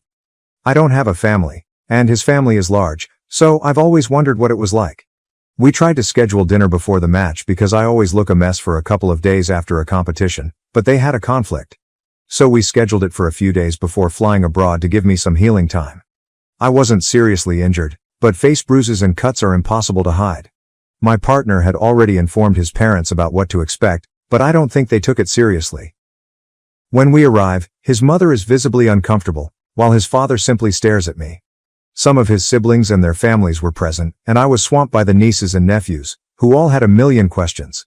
That's where I could have made a mistake. I informed them about boxing and showed them a video of a portion of my battle on my phone to help them understand why I appeared to be injured. I told them that I was all right. It clearly impressed a couple of the nieces, as they spent the entire supper asking me questions and being amazed that girls could accomplish things like that. His father often attempted to redirect the conversation, which irritated him. He then remarked that it was excellent that I was thinking about retiring and starting a real life soon, indicating that I would have enough time to put together a household and have a family with my boyfriend. I told him that at most, I might become a trainer, and that I already had the life I want. His mother commented that it was a shame I was bruising up my nice face. I joked that this was my winner face, and that she should have seen the other woman. Except for the children and one of his sisters, the entire situation seemed strange and uncomfortable. When we arrived home, my boyfriend checked his texts and then called and raged at his parents. I later learned that his mother had told him that I was extremely improper and a negative influence on the children. One of his brothers inquired whether he was going to bring Barbarian Barbie back for Christmas because his children were so excited. However, his cool sister informed him that their daughter had already asked when Aunt OP will return. It's actually caused a big problem between my boyfriend and his parents, and I'm thinking if I should have simply kept the boxing stuff to myself. However, Barbarian Barbie sounds like a fantastic name to me. NTA. Your boyfriend warned the family, but he still decided to move the meal from before to after your disagreement. You have nothing to be ashamed about. I feel horrible for some of those kids though. Having such narrow-minded, oppressive parents and grandparents must be awful. You informed his parents about the natural repercussions of your career. They had plenty of time to discuss it with their children beforehand if they wanted to. Assuming you are correct and they did not take your warning seriously, they still had the option to explain it in a kid-friendly manner throughout the dinner. In the lack of explicit guidance from them, you acted in a natural and reasonable manner. You provided a short and comprehensive explanation of your apparent injuries, including video evidence of where they came from. I'll confess that I was startled and impressed by how you articulated your explanation. Then I realized that, like any other career, you'd undoubtedly had plenty of practice answering basic questions about it. So I'm no longer surprised, but I'm still really impressed. NTA. The amusing part is that the family is completely overreacting. While it's fantastic that girls can be boxers, most girls, and boys, don't want to be. This means that, like many other things that children are enthused about, their enthusiasm for this will decrease. I am a 40-year-old woman, and my cousin, a 36-year-old man, married his 35-year-old wife 5 years ago. During that time, she has been a welcome addition to our family. She's an academic who works as an assistant professor in a major metropolis in the neighboring state. Although she does not commute to university every day, she works from home the majority of the time. My husband, a 42-year-old man, and I paid them an unannounced visit a while back and were surprised to see how disorganized their home was. It wasn't too bad, although the floors should have been vacuumed and there were filthy dishes in the sink. My cousin's wife performs the majority of the cleaning, but since she started her new work, she has had less time for it because she is constantly grading or teaching. My cousin doesn't do much cleaning because his father is quite traditional about gender roles and did not raise him to help his wife clean the house.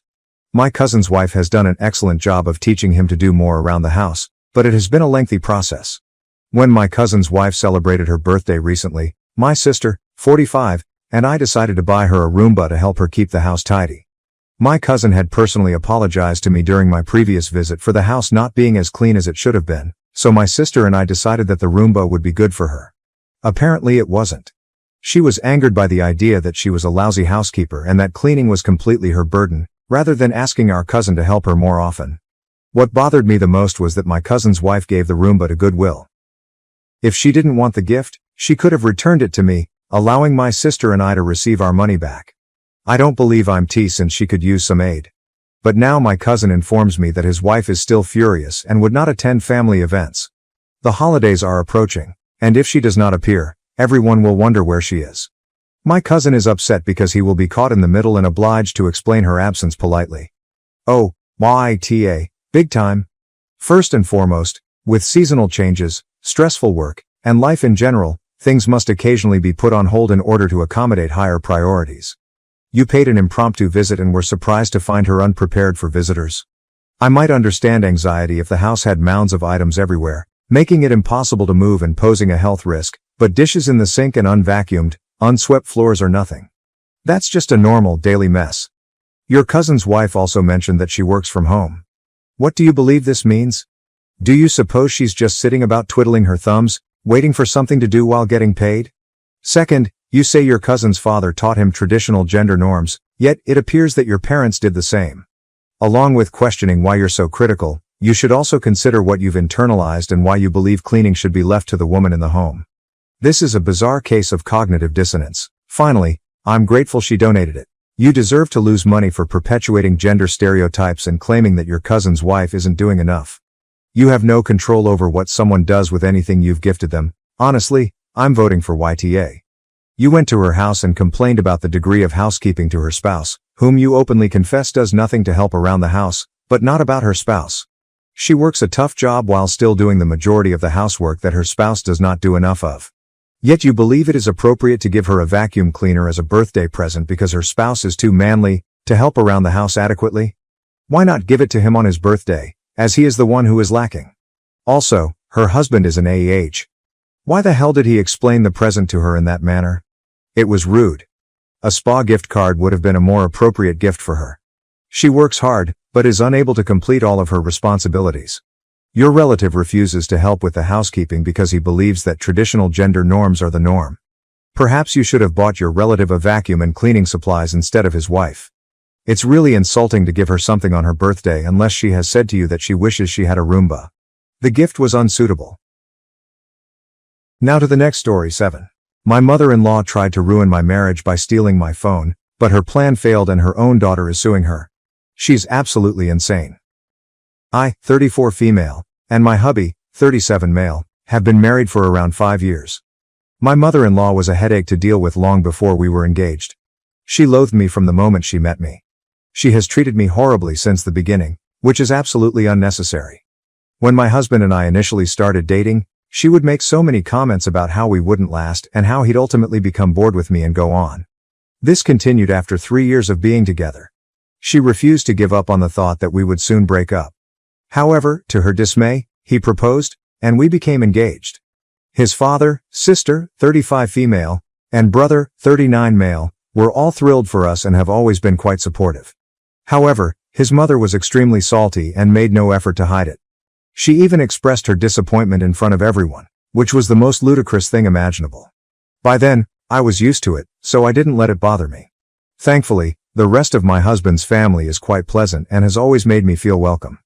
My husband and his siblings are really close, and he adores them. My husband frequently stands up for them when their mother is too much to handle. My sister-in-law is married, and my mother-in-law also has a difficult relationship with her husband.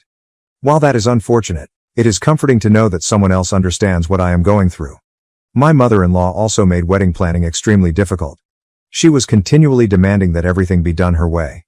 She wanted to choose the venue, dress, cuisine, theme, and everything else, which made the situation extremely stressful. It reached to the point where I was considering canceling the wedding because it had become too much. But we made it through, and the wedding went off smoothly. My mother-in-law made a few disparaging remarks about my body, but my mother and sister-in-law yelled at her and escorted her out of the room. Aside from that minor hitch, our wedding went quite well. I hope that once my husband and I married, my mother-in-law would stop complaining about how we wouldn't last and we could start to get along. I was very, terribly wrong. She just couldn't get over the concept that one day my husband would wake up and realize I wasn't good enough for him, and we'd split. She would frequently make comments about how my husband should do better, that he should be with someone who could give him children. I'm infertile. She'd even try to suggest other women he could leave me for. For those who are concerned, my spouse defends me anytime she makes rude remarks. He shuts her down immediately, and if things get too nasty, we leave. He will not contact her until she has apologized to me. While her attitude does not change, my husband stands up for me. He has offered to cut off all communication with her if I wish, but I do not want to be the reason he no longer has a relationship with his mother. So I've always assured him it was okay and unnecessary. Besides, I was already used to her attitude, so it didn't bother me too much. We don't get to see my mother-in-law too much because of her conduct. We only go on exceptional occasions, like holidays or birthdays. I feel awful for my father-in-law, who is a wonderful guy, but we needed to set these boundaries because my mother-in-law is too much to bear. This applies to my sister-in-law and brother-in-law as well. They avoid seeing her as much as possible. However, when we do go, we are usually all together, and it is enjoyable to hang out with them. This past weekend, we all went over to celebrate my father-in-law's birthday. Everyone was present, which was wonderful, and we had a great time. My mother-in-law maintained her typical demeanor, but we did our best to ignore her and concentrate on the birthday man. We didn't want to give her any more attention than was required. We departed after the party, and everything appeared to be all right. Nothing noteworthy happened, or so we thought. Yesterday, I received a call from my brother-in-law, who informed us that my sister-in-law was planning to sue their mother. My husband and I were really perplexed, wondering why she would attempt to sue her own mother seemingly out of nowhere. He then revealed what happened on my father-in-law's birthday. My mother-in-law had stolen my sister-in-law's phone, believing it to be mine. She used it to message many random men for hookups, with the intention of showing my husband and convincing him that I was cheating on him, so he would leave me. However, my mother-in-law did not know she had taken the wrong phone. She had been impersonating my sister-in-law and sending improper messages to random males with her phone number and social media accounts. My sister-in-law discovered out when she went to her parents' house and requested her father to call her phone, believing she had left it there. When they heard it ringing in my mother-in-law's pocketbook, the truth was revealed. My mother-in-law admitted what she had done, and my sister-in-law lost her cool. According to my father-in-law, who subsequently informed my brother-in-law of what had occurred, my sister-in-law began yelling at my mother-in-law. She called her vulgar names and threatened to sue her for identity theft and slander. My mother-in-law is now losing her mind and upset at me because, somehow, I caused all of this. Despite the fact that she took the darn phone in the first place. She has sent numerous voice messages to my husband, referring to me as the Satan in their lives and alleging that it was because of me that she felt obliged to try such behavior. It's ludicrous, and my spouse is really furious with her. I absolutely doubt this is my fault, but what are your thoughts? You always have hilarious responses, and I appreciate everyone who contacted out. I'll have some tea in a few weeks, so get ready. My sister-in-law isn't backing down and plans to sue my mother-in-law. We attempted to persuade her not to attend, but she's adamant and over the wicked witch's antics. My mother-in-law tried to blame me for the entire affair, but my husband promptly shut her down. He has stopped communicating with her and has blocked her and everything. I have also blocked her. She even attempted to call me, but it didn't work. My sister-in-law, brother-in-law, and their partners have also stopped communicating with her. According to what my husband has heard from his father, my mother-in-law is in complete meltdown. She is absolutely perplexed as to how her own children could turn against her in this manner, and she continues to spew rubbish about betrayal and other follies. My sister-in-law is preparing to sue her for theft, slander, and identity theft. She has already engaged a lawyer, and they are in the process of scheduling a court hearing to handle the problem. It's been a stressful few weeks, and I'm proud of my sister-in-law for having the bravery to take her mother to court.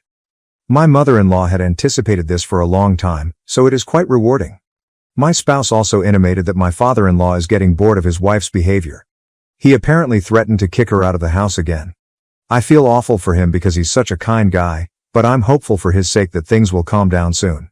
That's all the knowledge I have for now.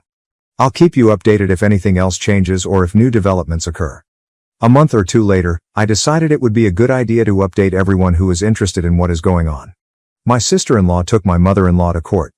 They eventually reached an agreement, and my mother-in-law was required to pay a substantial sum to my sister-in-law for the harm she caused. My sister-in-law also obtained a restraining order against her mother, as she does not want to see her ever again. It's a sad scenario, but I can understand. Anyone would be tired of my mother-in-law's toxic behavior after so many years. My father-in-law has also chosen to file for divorce since he can no longer accept her behavior. When he served her with divorce papers, she lost it entirely. She ripped them up, and when he attempted to leave, she closed the door and forced him to stay. He had to phone the police, who arrived and removed her from the premises. The divorce was finalized almost a month ago. After my father-in-law kicked her out, she decided to see us. When I opened the door, she pushed her way inside, shouting at me. I swear my ears almost bled. I tried to get her to leave, but she refused and screamed at me. She shoved me, knocking me to the ground and hitting my head on our table. Thankfully, it was nothing serious, but I was concerned she would try anything worse. My husband arrived home just in time to force her out and call the cops on her. She was charged with assault for assaulting me, and we got a restraining order against her. All of my mother-in-law's children, including my husband, have stopped communicating with her and refused to have any kind of relationship with her, especially since she forced her way into our home and wounded me. Nobody knows what she's doing now, and I pray she never shows her face again. Things have been tranquil ever since she was forced to leave. We pay more visits to my father-in-law, and our family gets together more frequently, which has been beneficial. My sister-in-law is pregnant, which is very exciting. I can't wait to be an aunt. Honestly, my sister-in-law should sue her mother-in-law. She's so insane, she makes crazy eyes seem normal. Someone should probably get her a padded room at Grippy Sock Jail. I, a 19-year-old female, recently moved into a house that I inherited from my grandfather. I'm majoring in psychology, and my institution is close to the house, so it made sense for me to move in. It's more convenient in general. The house is reasonably spacious, with a great backyard encircled by a tall fence, and the most of the neighbors are kind. However, the woman who lives in the house directly to my right has caused problems. She is quite pious, as is her entire family, and they attend church every Sunday. Now, This is where the story begins. I've been working on lowering my carbon footprint, and because it was a beautiful, sunny, hot summer day, I decided to hang my clothes, including my underwear and bras, on the line in my garden. My neighbor observed and confronted me about it. She shouted something like, "Why are you hanging your dirty underwear out? You should be aware that it is disgusting and terrible. You should feel humiliated. My 6-year-old can see it. Take it down immediately." I answered by informing her that what I do in my backyard is none of her business, and that she should not have looked into my yard in the first place. Since then, whenever I see her, she throws me dirty and disgusting glances. She's also started gossiping about me to our other neighbors, which I know since I overheard her discussing it. The fence is quite tall, so she must have been attempting to see what I was doing in my backyard. Now that I think about it, perhaps I could have used a dryer instead. AITA to dry my underwear and things in the backyard? NTA for drying clothing, including underwear, outside. It has been a standard practice for generations. Many people continue to do it in warm weather. Your neighbor's 6-year-old probably doesn't care about your underwear. This is totally your neighbor's problem. While modesty is valued in some religious communities, your neighbor seems absolutely out of place here. Since the invention of laundry, people have hung their garments to dry. She cannot dictate what you do on your property. If you want to keep the peace and avoid dealing with her, hang a sheet or towels to obscure her view of your underpants. My sister is a mother of 4. Currently, she has Sloan, 14, female, Sheen, 13, male, Riley, 7, male, and Bria, 4, female. Sloan and Sheen share the same father, my sister's late husband Robbie. Robbie died 6 years ago, and my sister and her new husband Shane met 5 years ago. Shane already had Riley when he and my sister met, but Riley lacked a mother figure in his life, so my sister filled that role, and Riley now refers to her as mom. When my sister and Shane initially married, Sloan and Sheen told me that Riley was their mother's son, and that she and Shane referred to him as their brother. Sloan and Sheen, however, did not consider Riley to be their brother. They also admitted that Shane was occasionally referred to as their father, but they did not feel the same way about him. They urged me not to inform their mother because she would be upset and attempt to change their minds. I assured them they could speak with me if they needed to, and I hoped things would improve. They've told me over the years that they didn't sense a sibling link with Riley, and then with Bria when she was born. They also do not consider Shane to be their parent. Despite the fact that kids name him their stepfather, they see him differently than Robbie and my sister do. Sloan revealed the truth a few weeks ago when she created a scrapbook as instructed by her therapist. Sloan and Sheen have been visiting therapists on and off since their father's death. My sister read through the scrapbook and noted that Sloan had not included Riley, Bria, or Shane, but only Robbie, Sheen, and their extended family. She'd also shared details about her best pal. My sister asked Sloan and Sheen about it, and they told her how they felt. Later, she spoke with me. She claimed I didn't look astonished and asked why. I informed her that it had not surprised me. She replied, "You knew?" and questioned why I couldn't tell her. She claimed I was supposed to be her brother and had allowed her to continue believing everything was fine while her children built walls around their hearts. She also admitted that she should have done more to prioritize time spent with the older and younger children. I told her the kids didn't want her to know, and I didn't want them to feel unable to communicate with me. She claimed it wasn't an excuse and that I had failed as an uncle to all 4 of them by allowing this distance to build. AITA? NTA. The distance did not increase. It was always there. Your sister created the divide by attempting to fit the kids into her ideal of a perfect new family. She made them feel compelled to feel the way she wanted them to. You did the right thing by providing a safe environment for the children to confide in, and you should continue to do so. They'll need it. My wife and I married on the Saturday before Halloween and have recently returned from our honeymoon. However, we are still unable to agree on a problem that arose during the ceremony. We had always wanted a Halloween wedding but didn't want to marry on a Monday night for several reasons. If Halloween had fallen on a Saturday, we would have celebrated it. During the wedding, there was a discussion regarding holding the wedding on a real holiday. My mother stated that she would not have attended if it had been on Halloween. Everyone was taken aback and asked her for clarification. She stated, "People who get married on holidays are selfish, and I would never take trick-or-treating away from my sisters when you could have chosen any other day." She also stated that children only have roughly 12 to 14 Halloweens to trick-or-treat, and she would never take it away from them for anyone. My wife and her family were mortified. Honestly, I was not surprised. I knew she felt that way, and she had previously skipped her sister-in-law's wedding since it was on Halloween. My wife told my mother that she was being impolite and asked, "Who speaks that in front of the bride?" She accused my mother of favoritism and said that if our wedding was so unimportant, she'd simply leave. My mother said, "It isn't Halloween, so it's a non-issue." My wife, who was still unhappy, requested me in private to make my mother go, but I declined. My mother didn't seem to be demeaning her, she was only expressing her viewpoint. I wasn't going to kick my mother out of my wedding for a hypothetical situation. We didn't quarrel throughout our honeymoon, but my wife believes I should have made my mother go. NTA. Your mother was simply sharing her views. She even maintained it wasn't an issue because the wedding wasn't on Halloween. She wasn't playing favorites either. She had already missed her sister-in-law's wedding since it fell on Halloween. I understand her point of view. I wouldn't call individuals who have holiday weddings selfish, but I understand why she wants to preserve Halloween memories for her children. She wasn't trying to persuade you to change your mind about your date, she was simply expressing that she wouldn't have attended if it were Halloween. Your wife overreacted by asking you to kick your mother out of the wedding. That is severe. Your mother wasn't being disrespectful, she was simply being honest. Now to the next story 8. My parents begged me to forgive my brother for betraying me with my ex-wife and then demanded I support them and his new family financially. My wife, Amy, 26 female, cheated on me with my brother, Jake, 26 male. Thus I, a 34-year-old guy, just divorced. My family chose them over me, but karma had other intentions. To help you comprehend how my life culminated in this treachery, let me start at the beginning. Jake, born when I was 8 years old, was always the golden child, whilst I grew up as the forgotten one in suburban Boston. In the eyes of our parents, Robert, 58, and Sarah, 56, I appeared to vanish. They weren't outwardly hostile, but I was clearly viewed as an afterthought. This dynamic became evident as we grew older.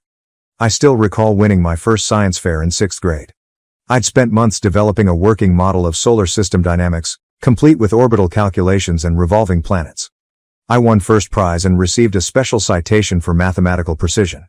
Jake, on the other hand, had a t-ball practice, not a game, therefore my parents were unable to attend the ceremony. Jake's participation ribbons covered the walls of our living room, while my prize sat untouched on the mantel for a week before being hidden in the basement. Our entire youth was influenced by this preference. Jake's C+ grades were applauded, whilst my straight A's were treated with distracted nods. My mother was concerned that Jake would feel guilty about his regular classes because I was in the advanced placement program. Jake got a new automobile for his 16th birthday to help build his confidence, according to his father, whereas I had to start working part-time at 16 to pay for college and buy my own clothes. Graduating high school was another difficult experience. During my valedictorian speech, my parents spent the whole of the ceremony filming 10-year-old Jake playing in the stands since he was bored. They didn't hear me announce my MIT scholarship. What was supposed to be a celebratory dinner for my successes transformed into a party for Jake because he seemed a little down about all of them. Mom even advised me to tone down my enthusiasm for my college aspirations. When I told her I'd been admitted to MIT on a partial scholarship, she said, "That's great, honey. But have you heard Jake might be the starting pitcher next season?" That's when I knew that nothing I accomplished would ever be adequate. I was simply the practice child, the test subject for their actual parenting efforts with Jake. At the age of 18, I headed out for MIT with my scholarship, money saved from 3 part-time jobs, and a resolution never to look back. When I moved into my dorm, Jake had a summer league game. My folks went early without even helping me unpack. College was a life-changing experience. For the first time, I was evaluated solely on my own merits. I realized my interest for software architecture, studied computer science, and graduated with honors. My college thesis on distributed systems optimization drew a lot of attention, and by the time I finished, I had 5 job offers. A part of me hoped that things would improve with my family, so I chose a good company in Boston, partly to stay close to home. Within 2 years, I was leading my own development team, and by the 5th year, I had become the youngest senior developer in the company's history. However, my parents were too consumed with assisting Jake with his 3rd college major change to comprehend or appreciate what I did for a living. 4 years ago, in a modest coffee shop near my employment, my life changed dramatically. That is where I met Amy. She was finishing her teaching degree while working as a barista. Amy had a talent for remembering each regular's order and a particular tidbit about them. She then told me that she had been leaving encouraging messages on my coffee mugs for weeks before I noticed. She eventually consented to go out with me. Our first date lasted 6 hours. We discussed everything, our families, anxieties, and dreams. When I told stories about my upbringing, she said, "They're blind. They have no idea what they're missing." For the first time, I felt understood. The next year seemed like a dream. We prepared extravagant meals together, discovered Boston's hidden bookstores, and went hiking in New Hampshire. Amy encouraged me to pursue a large promotion at work, helped me prepare for interviews, and celebrated my victory more than anybody else. When I proposed to her after 14 months, she sobbed delighted tears and stated she had been waiting for it. At the time, I thought our wedding was little yet lovely. However, when my family came, they spent the whole reception discussing Jake's new job offer in California. My mother even stopped Amy's father's toast to share a text from Jake regarding his second interview. In retrospect, I should have seen it as a red flag, but Amy laughed it off, describing their commitment to Jake as sweet. For 3 years, our marriage was all I had dreamed for. We started talking about starting a family, acquired a lovely condo in Cambridge, and traveled whenever we could. Amy transformed our house into a warm, loving home by adorning it with images from our journeys and establishing a tiny container garden on our balcony.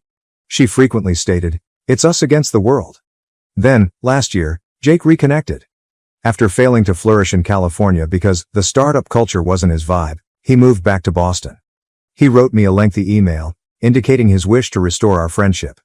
He remarked, "Families should stick together," and admitted that he missed having an elder brother in his life. After a week of consideration, Amy convinced me to give him a try. "People evolve," she added. "Maybe they've come to terms with their losses."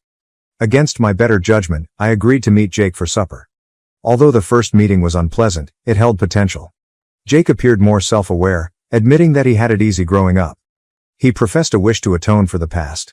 A week later, I introduced Jake to Amy, and they bonded right away. Too well, as I would eventually discover. At first, everything seemed perfect. Jake started popping by for dinner a few times a week. He seemed genuinely interested in my work, brought wine, and delighted us with tales of his adventures in California. He also stood up for me when our parents showed their typical partiality at Sunday dinners. I began to hope that we may finally form a genuine brotherly bond. However, things gradually began to alter. Jake began stopping by our house unannounced, often while I was still at work. Amy, who was frequently grading papers, told me they were simply hanging out and that it was wonderful to have company. He stayed for supper, used my coffee mug, and shared inside jokes with my wife. I ignored the warning signs. There's sudden stillness when I entered the room, Amy's phone turned away when I sat next to her, knowing glances at dinner, and coincidental meetups in the coffee shop or grocery store. The pregnancy was announced shortly thereafter. We were enjoying supper at home, naturally with Jake present, when Amy revealed the news. Although I was overjoyed, Jake's reaction should have shown everything. He was not astonished. Rather, he smiled with a knowing delight that made my stomach turn. Jake was never far away from me after that. He discussed how active he intended to be in our child's life, caressed Amy's stomach without asking, and made comments about the baby's future. Even when I planned a romantic baby moon for Amy and me, Jake ended up inviting himself. He stated, "The baby needs both of us," and Amy agreed. I still recall the night I learned the truth. I lay awake, mentally going over months of dubious happenings. Amy's phone was charging on the nightstand while she slept blissfully next to me. In our 6 years together, I had never looked at her phone. I believed in trust and privacy, but that night, I had to know.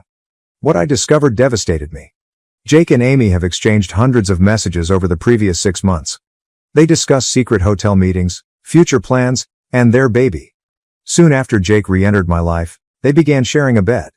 They planned to notify me after the baby was born, figuring I would be too attached to leave. The pregnancy was not an accident, it was part of their strategy. Message by message, my world crumbled.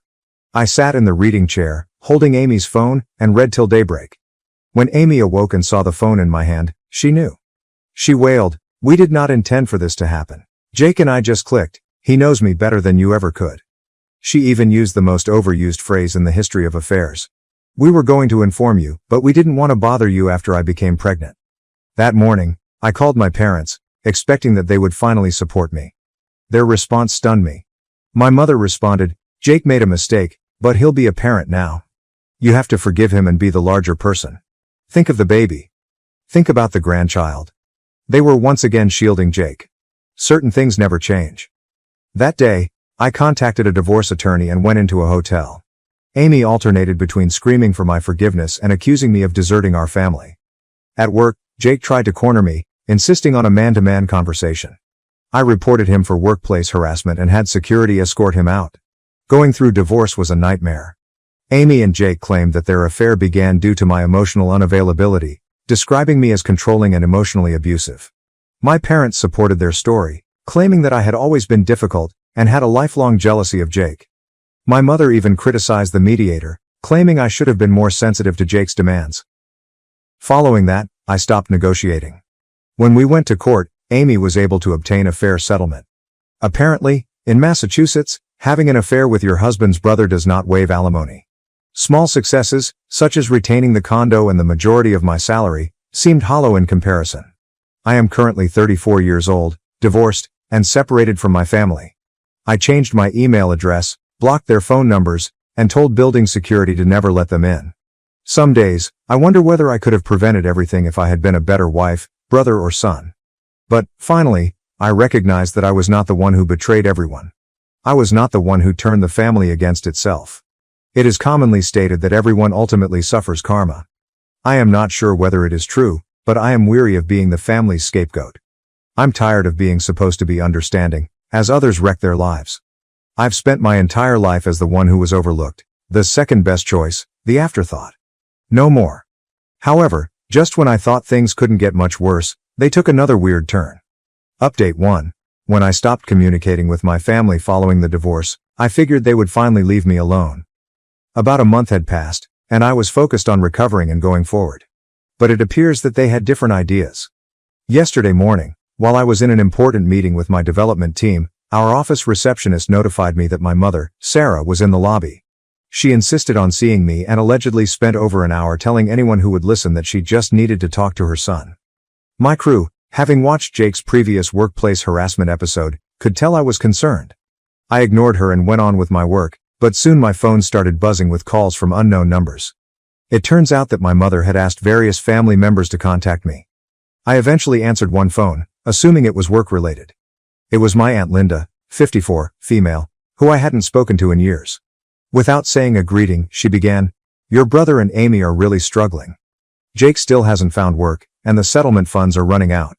She added that Jake's affair with Amy became public knowledge and went throughout his professional network, so no one wanted to hire him. Background checks uncovered the issue, prompting several prospective employers to withdraw their offers. I couldn't help but note the irony. For once, Jake's actions had real consequences. This is where it gets absurd. In addition to buying groceries and paying rent, my parents have been financing Amy's pregnancy medical bills. My father's retirement assets are exhausted, and they are now in a panic as their money runs out. What is their solution? They want me to provide financial support to the woman who deceived me and the brother who destroyed my marriage. My mother did not simply show up at my office, she had a plan. Knowing I wouldn't return their calls, she decided to ambush me at work. After threatening to stay until closing time, she delivered a rehearsed speech about forgiveness and family responsibilities. When I finally went down to the lobby to deal with the problem, she conveniently forgot that I had paid for my own college education, stating, "Your father and I have always provided for both our sons. It's time for you to step up and support your brother during this difficult moment." What I was hearing was incredible. Was this a rough patch? My wife got pregnant after having an affair with my brother, who then tried to claim the child as his own. That wasn't a difficult stretch, it was a deliberate set of decisions. When I mentioned this to my mother, she responded, "Well, if you had paid more attention to Amy's needs." I interrupted her, told her to go, and proclaimed in the lobby that I was leaving my brother and his unborn kid behind. While many of my coworkers considered this circumstance humiliating, I wasn't bothered. That evening, Jake sent me an email with instructions on how to bypass my blocks. Using a new account, he issued half-hearted apologies and thinly veiled appeals for financial aid. He wrote about Amy's pregnancy difficulties, which I was unaware of, and claimed they couldn't afford adequate medical care. He also mentioned that the tension was hurting their unborn kid. The email included a sonogram photograph, which immediately piqued my interest. Their manipulative tactics were clear, as they used the baby's emotions to guilt me. The next day, my father arrived at my apartment building, claiming he merely wanted to talk. When the front desk called to alert me, I refused to let him in. For 2 hours, he stood in the lobby, telling anybody who would listen that his successful son was bringing his brother's family pain. Since then, I've had to notify building management of the problem and request that any family members not enter. While it is difficult to address intimate problems in public, I do not see any other option. The harassment has also spread on social media. Amy has been posting vague accusations on Facebook, claiming she was abandoned during her pregnancy by her emotionally unavailable husband. Jake has joined in, adding remarks about how some people need to step up and take responsibility. He's even reposted Amy's accusations, apparently oblivious to the irony of lecturing about responsibility while begging for handouts. It's upsetting how they twisted the story. They paint me as the evil guy because I refuse to support those who mislead me. They appear to assume I have a responsibility to help them from their mess just because I am successful professionally. I've started keeping track of everything, including emails, workplace issues, and social media posts. According to my lawyer, this documentation may be critical if they do anything legal. She is particularly concerned that they will try to use the legal system to get more support. What is the worst part? I've been getting messages from family, friends, and distant relatives telling me to put family first and be the bigger person. They don't seem to grasp that Jake and Amy destroyed what little family I had left. Even though I'm determined not to assist them, the constant pestering is wearing me down. To cope, I've been seeing a therapist and considered relocating to a different location for a fresh start. Despite my hatred for the concept of fleeing, I am fighting to find calm. My own family has gone to a depth I never imagined. They're not just appealing for aid. They're attempting to intimidate and pressure me into donating money to the people who destroyed my life. I have a gut feeling that this isn't over. Desperate people do desperate things, and they are becoming increasingly desperate by the day. Update 2. Suddenly, my former partner's counsel notified me that Jake and Amy were attempting to sue me for further assistance, citing increased medical needs and changed circumstances. My lawyer, who had meticulously documented their harassment, was outraged but prepared. Last week was the scheduled court date. Entering the courtroom felt strange. Amy was dressed to highlight her pregnancy, our parents sat right behind them with smug looks, and Jake wore our father's old suit. Their lawyer started with an outlandish narrative that nearly made me chuckle. They claimed that the emotional cost of the divorce had been undervalued, and that the initial settlement was inadequate. They claimed my pattern of workplace harassment had stopped Jake from obtaining work and even suggested that my alleged vindictive behavior was harming Amy's pregnancy, necessitating specialized treatment due to high-risk issues. My attorney's reaction was heartbreaking. She began by showing surveillance tape from my office building that captured my mother's theatrical antics, Jake's violent behavior, and Amy's attempts to sneak in through the back door. She then presented social media evidence, specifically a full timeline of their internet abuse campaign. The genuine revelation came from their bank documents. Jake had turned down several employment offers, dismissing them as beneath him, demonstrating that he was not struggling as a result of my actions. Amy had declined a full-time teaching position to protect her jobless pregnant woman status. The most incriminating evidence was Amy's prenatal records, which proved she was having a perfectly healthy pregnancy with routine expenses. They had used their unborn child as a pawn to acquire sympathy and money. The judge was genuinely angry. When their lawyer attempted to argue that their mental distress required extra assistance, the judge stopped, saying, "Your clients appear to have committed perjury. Counselor?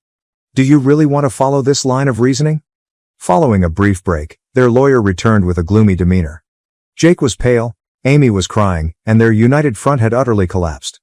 I was pleasantly surprised by the judge's ruling. In addition to denying their motion, the judge decreased my alimony payments by 60%.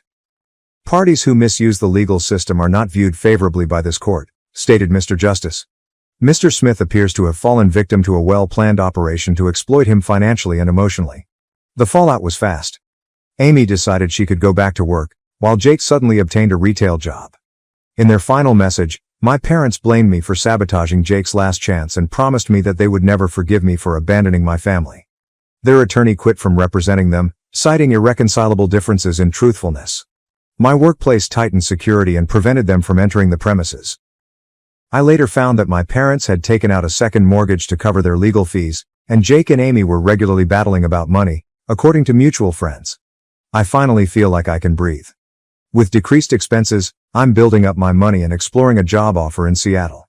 Allowing people to confront the consequences of their conduct is typically the most effective form of retaliation. However, I can't remove the sensation that this story isn't finished. Update 3. I'd want to start by thanking the community. Your support and insights have helped me stay strong throughout this ordeal. This may be the final update to my story. Aunt Linda, my father's sister, unexpectedly contacted me many weeks after the court decision. I was interested in hearing her perspective because she had never been involved in a family conflict. This turned out to be a mistake. Trying to seem worried, she started, "Your father isn't getting any younger. His health is suffering as a result of all this stress. She went on to explain how my parents were on the verge of losing their retirement money and had refinanced their property to cover Jake and Amy's bills.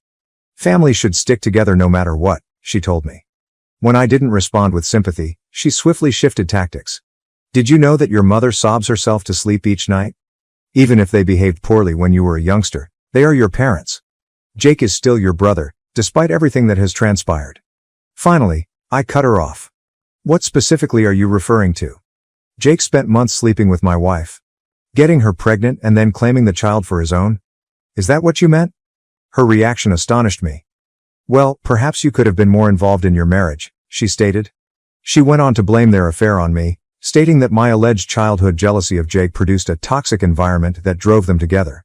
It was so absurd that I laughed, really laughed. Yet another family member was attempting to coerce me into accepting responsibility for Jake and Amy's actions. This time, however, it did not work. I was not moved at all. Linda, I inquired, why don't you help them if you are so concerned about their finances?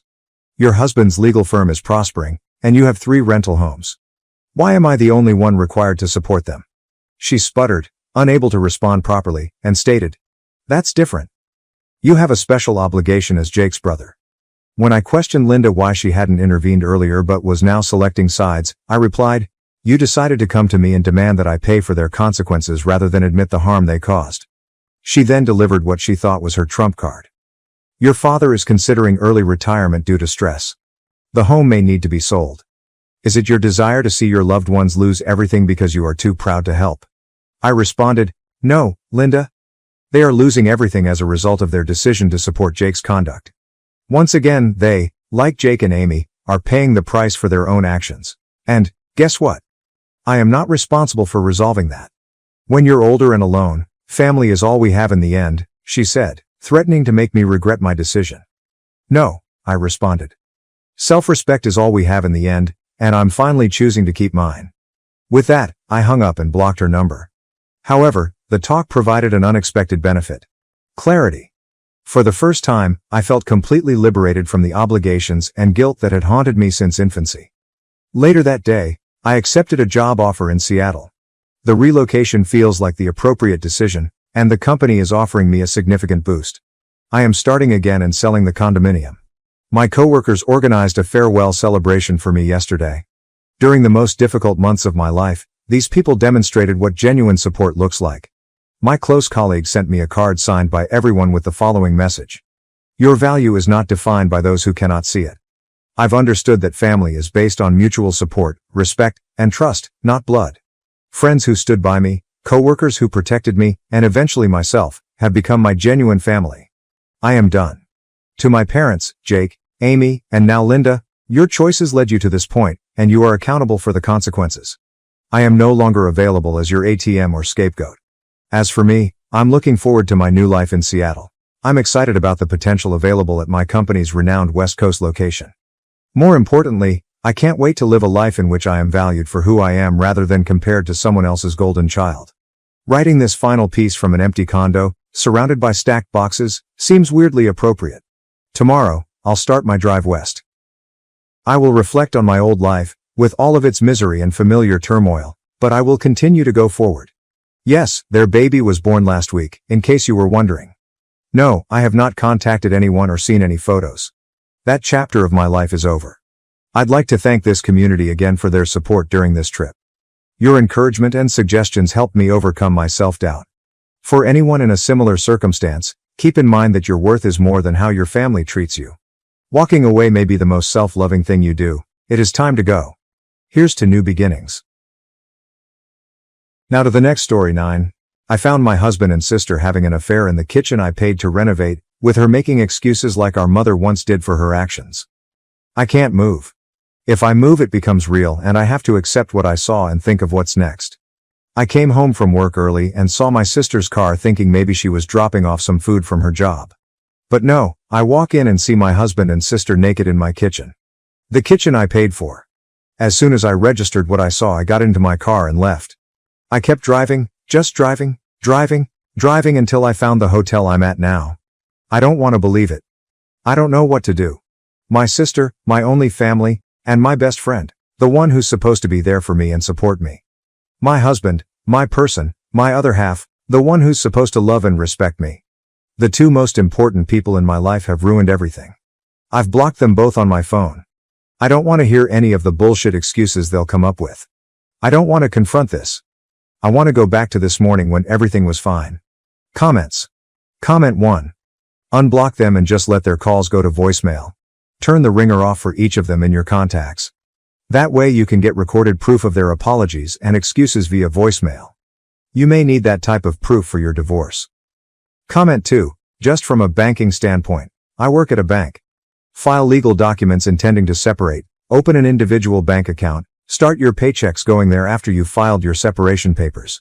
I don't know what state you are in, whether it's a community property state or not, but keep everything as clear-cut as possible so there won't be issues down the road. Deal with them with your head held as high as possible, don't take their shit, and cry when no one is watching. In front of them, be the badass that you are. They are the lowest of the low and they will prey on your perceived weaknesses. Best of luck, Edit. I am not a lawyer and I cannot give legal advice. Comment 3, je suis si désolé OP, je ne peux pas imaginer la douleur et la colère que vous devez ressentir Reine, j'espère que vous avez un moyen de sortir de ce mariage en toute sécurité, fuyez et ne regardez pas en arrière. Fuck 'em, fuck both of them. Comment 4, the my only family part is what hit me hard. I'm so sorry OP. Yeah, we cut contact with our abusive parents 7 years ago. Thought we were supposed to have each other's backs, always update, 3 days later. Sorry for not replying to comments and not updating, things have been hectic. I didn't think I needed to explicitly say this, but by naked I meant they were butt naked and fucking in the kitchen. I admit mentioning that I paid for the kitchen was odd, and kinda funny. But anyone that knows me knows that the kitchen is my pride and joy. So yes, when I saw my sister and husband fucking in my kitchen it stuck with me. And yes, they did see me. When I got to the hotel I cried for a few hours and then I just wanted to tell someone, anyone. The two people I would talk to when something happened in my life were the two I needed to talk about, and it was 11-something in the evening, so I wasn't going to disrupt my friends' evenings and burden them. So instead I came to Reddit thinking not many would see it. The response I received was overwhelming. I want to say thank you to everyone that sent me kind words and advice. Thank you so much for all the virtual hugs. I know I only commented once, it's because I had so much to think about and do. I appreciate all the love and support. There was so much amazing advice given in the comments, although a lot of it was American-based I still appreciate it. But one thing I did see a lot was to unblock them and keep the texts and calls as evidence, so I did do that. After posting and another good cry I knew that I had to get my shit together. I didn't have my sister or any family to help, so I had to do it myself. I started researching what my next steps were. In the morning, my friend called me saying my sister contacted her wondering if I had been in contact with her. I told her what happened and she very kindly offered her spare room and her day off work to help me sort stuff out. I called in sick at my job and my friend helped get things done. I got in contact with my friend who works at a bank and she helped me start sorting my finances. My friend also found me a lawyer to consult with. After my phone consultation with the lawyer, I was so overwhelmed. I now know why so many women don't divorce their cheating husbands. It's such a lengthy, expensive, and emotionally draining process. I, fortunately, make a stable income and can support myself, and we, fortunately, don't have kids. I have to remember that things aren't going to happen in one day. It will all take time. As for the house, unfortunately, his parents did buy it for us, and to be honest, after what I saw, I don't want it. I will try to get reimbursed for my beloved kitchen, otherwise, it can burn for all I care. This has been super draining, but I knew I had to talk to them. I already knew there was no coming back for my husband, and when I checked his messages they were exactly what I thought they would say. I'm sorry. It's not what it looks like. We didn't mean for it to happen. Please come home. I love you. Blah, blah, blah. Just absolute bullshit. A small part of me thought maybe I could find it in me to forgive my sister as we only have each other. But after I opened her messages all hope was lost. She used the same excuses we heard our father use when he cheated on our mother and beat us. She said the same things our mother would say when she would excuse our dad's behavior and also beat us. I spoke to her this morning and asked her to tell me straight up who, what, where, when, and why. She told me back in July when I went on a girls' trip she was at our house and joked to my husband that I would cheat on him on the girls' trip because that's what always happens. He said nah, and they joked about it, but she said he could get even with me and they ended up doing it once. One time led to 2 to 3, then to whenever they could do it. There was never any evidence or signs or anything that I was going to or even thinking of cheating. I told her we were done and there is nothing she could do to bring us back together. I later received a call from an unknown number. It was my mother, who I haven't spoken to in 7 years. Turns out my sister has been in contact with her and told her what had happened, and my POS mother, the same woman who beat me for breathing wrong, had the audacity to say this is what I get for taking her daughters away from her. It hurts so much. I know things are going to get messier and this is going to be a long few years. I've now lost all my blood relations. I need to get all my shit and find a new place. I want to show them that I can and I will thrive without them. Again, thank you all from the bottom of my heart for all the love and advice. All the people in the comments that could relate to me, I'm so sorry. Comments. Comment 1. I'm very proud of you for taking charge and standing up for yourself. I know it's very hard, but you got this. You will get through this. Thank you for your kind words. It's pretty hard losing the only family I had, but I'm trying so hard to stay optimistic. Betrayal like this is fucking devastating. It will be long and hard and draining, but I will make it. Comment 2. Foutrele. Family is more than blood. You happen to have some amazing friends, keep them. You can do it and you will make it through this. Comment 3. Hold your head high and cut all of them out of your life. Do his parents actually own the house or did they just give money? Cut off mother and sister for good. Your sister had a piece of work. They gave my ex-husband the money for the house. So it's under his name. And yes, my sister can join my mother and do whatever. They're no longer related to me. Comment 4. Out of curiosity, have you asked his parents if they knew what was going on? This will give them the opportunity to hear what actually happened rather than the lies he'll tell to cover his bad behavior. As soon as I started receiving messages from his mother, I knew he had been feeding them a false narrative. She's been calling me names for bringing my cheating backside and my slutty sister into his life. She never liked me because of my background and thought I should forgive my mother. Unfortunately, all I'll hear from them is the bullshit he's told them. Update 2. 10 months later. I actually forgot about this account until recently, and when I logged back in I saw so many people still commenting, messaging me and checking up on me. To those people, thank you for your kindness. Since so many still ask for an update and I've already shared such a big part of my life, I may as well give a small update. Back in October, my life was in chaos, but I was determined to soldier through it and show them that I can make it without them and succeed. I had to meet with my ex to talk about the house and he kinda gave up and we decided to sell the house. I was reimbursed for my beloved kitchen. At first, my sister would show up at my job and my friend's house, but once I told her that I would get the police involved, she stopped. I haven't seen her since February. I did hear from my pathetic excuse of a mother again, but that was also shut down and I have not heard from her since the end of last year. I'm from New Zealand, so my ex and I have to be living separately for 2 years before we can divorce. Although I want nothing to do with him, I'm not too fussed. 1 year is almost done. I started therapy, which has been healing. I wish I had gone earlier. I have moved into my apartment and I was promoted at work. I have also gone on 2 girl trips and had some extra fun these times as I was a single woman. And I've also just started seeing someone. He has been very kind. Thank you all again for your kindness. Hope this is the update you were waiting for. Comments. Comment 1. I'm glad you updated. You're happier. Never introduced the man to the family. Wouldn't put it past your sister to repeat her behavior. Cutting the toxic people in your life brings so much mental freedom. Living a happy single life after divorce is a kindness to yourself. Best update so far. Comment 2. From what it sounds like, she's gone no contact with all of her family, sister included, the former because of the abuse and the latter because of the reason for this post. Now to the next story. 10. My ex-wife and her wife want my son to call her mom and adopt him to move to Spain. I firmly oppose, protecting my rights as his father. Hi all. Throw away because my friends are not completely aware of this current situation. I, 35 million, was married to my ex-wife, 34F, for 7 years. 2 years ago my ex-wife came out as lesbian. This came as a complete shock to me. She and her partner were co-workers who had an affair since she joined the company a year before our divorce. We have a son together, 8 million. This came as a complete shock to me. I was heartbroken and devastated. I felt betrayed as I had spent 7 years of my life with this woman and it all felt like a lie now. When I confronted her, she told me that she had to live her truth, and that she tried to suppress her identity because she didn't come to terms with it till she met her partner. When I asked whether she loved me, she told me that while she loves me, it's different than how she loved her new partner. This broke my heart even further. The divorce was quick as she did not want anything from me and we agreed to a 50-50 split of custody. But I decided to go no contact with her and handled the custody transfer process through my sister, 27F, whom I moved in with after the divorce. I sold the house and we mutually agreed that the excess money from the sale will be in a college fund for our son in the future. I could not bear to stay in that house anymore as it kept reminding me of her betrayal. For context, she introduced her partner as her work friend, and I believed her.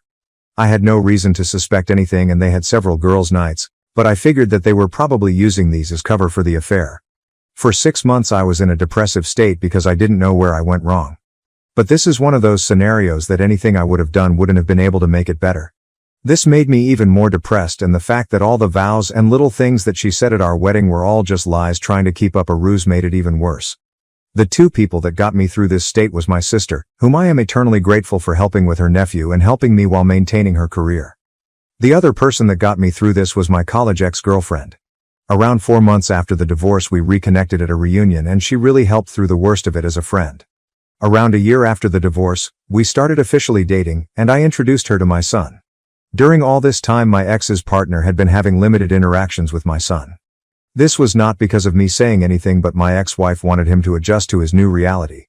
My son is in that weird age where he understands what's going on, but he doesn't really understand what's actually going on. If you know, you know. He understands that mommy has a girlfriend and that me and his mom are not together anymore.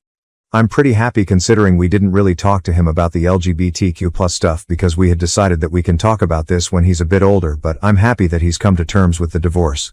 Around 8 months ago, my ex said that she was officially moving in with her partner and that she was engaged. At this point I still was in no contact except brief conversations that concerned our son. She invited me to the wedding but I declined. They were planning to have a destination wedding in Spain where her girlfriend lives. She wanted to take our son to the wedding and he would have to miss school for a week since she wanted him to meet her girlfriend's family as well. I told her that missing school for a week does not make sense and that she should plan her wedding when he has vacation since she doesn't have a fixed date yet.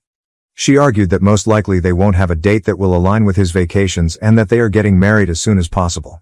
I relented and agreed since I didn't want to interact with her anymore and it was well within her rights to have her son at her wedding. The problem started when my son came back after the wedding. He was supposed to stay with me since we have a flexible week in week out custody arrangement. She wanted to take my son on her honeymoon so that he has a chance to bond with his new stepmother.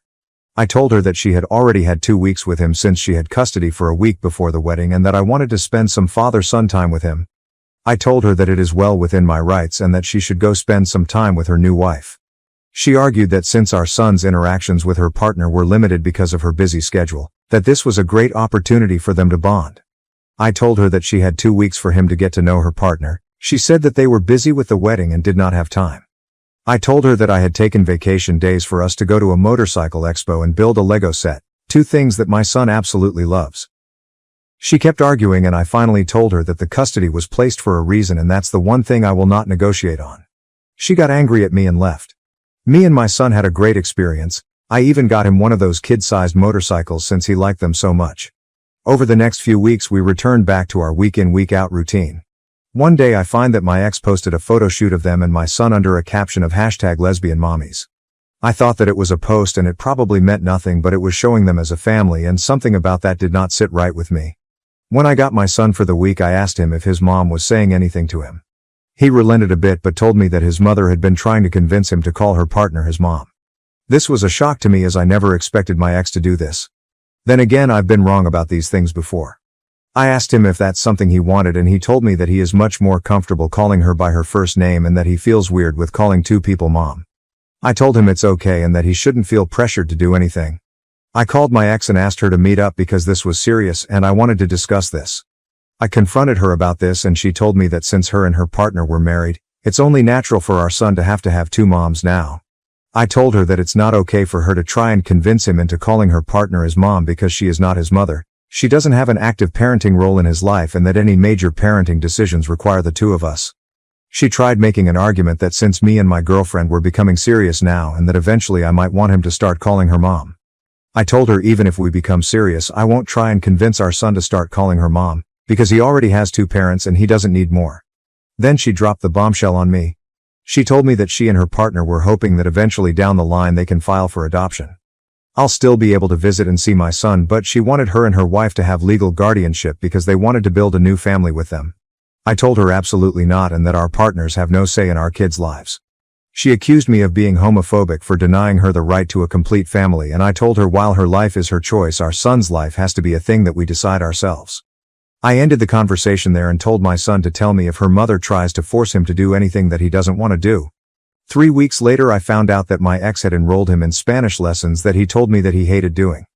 For context, my ex is Latin and her partner is Spanish, so they are more comfortable talking to each other in Spanish.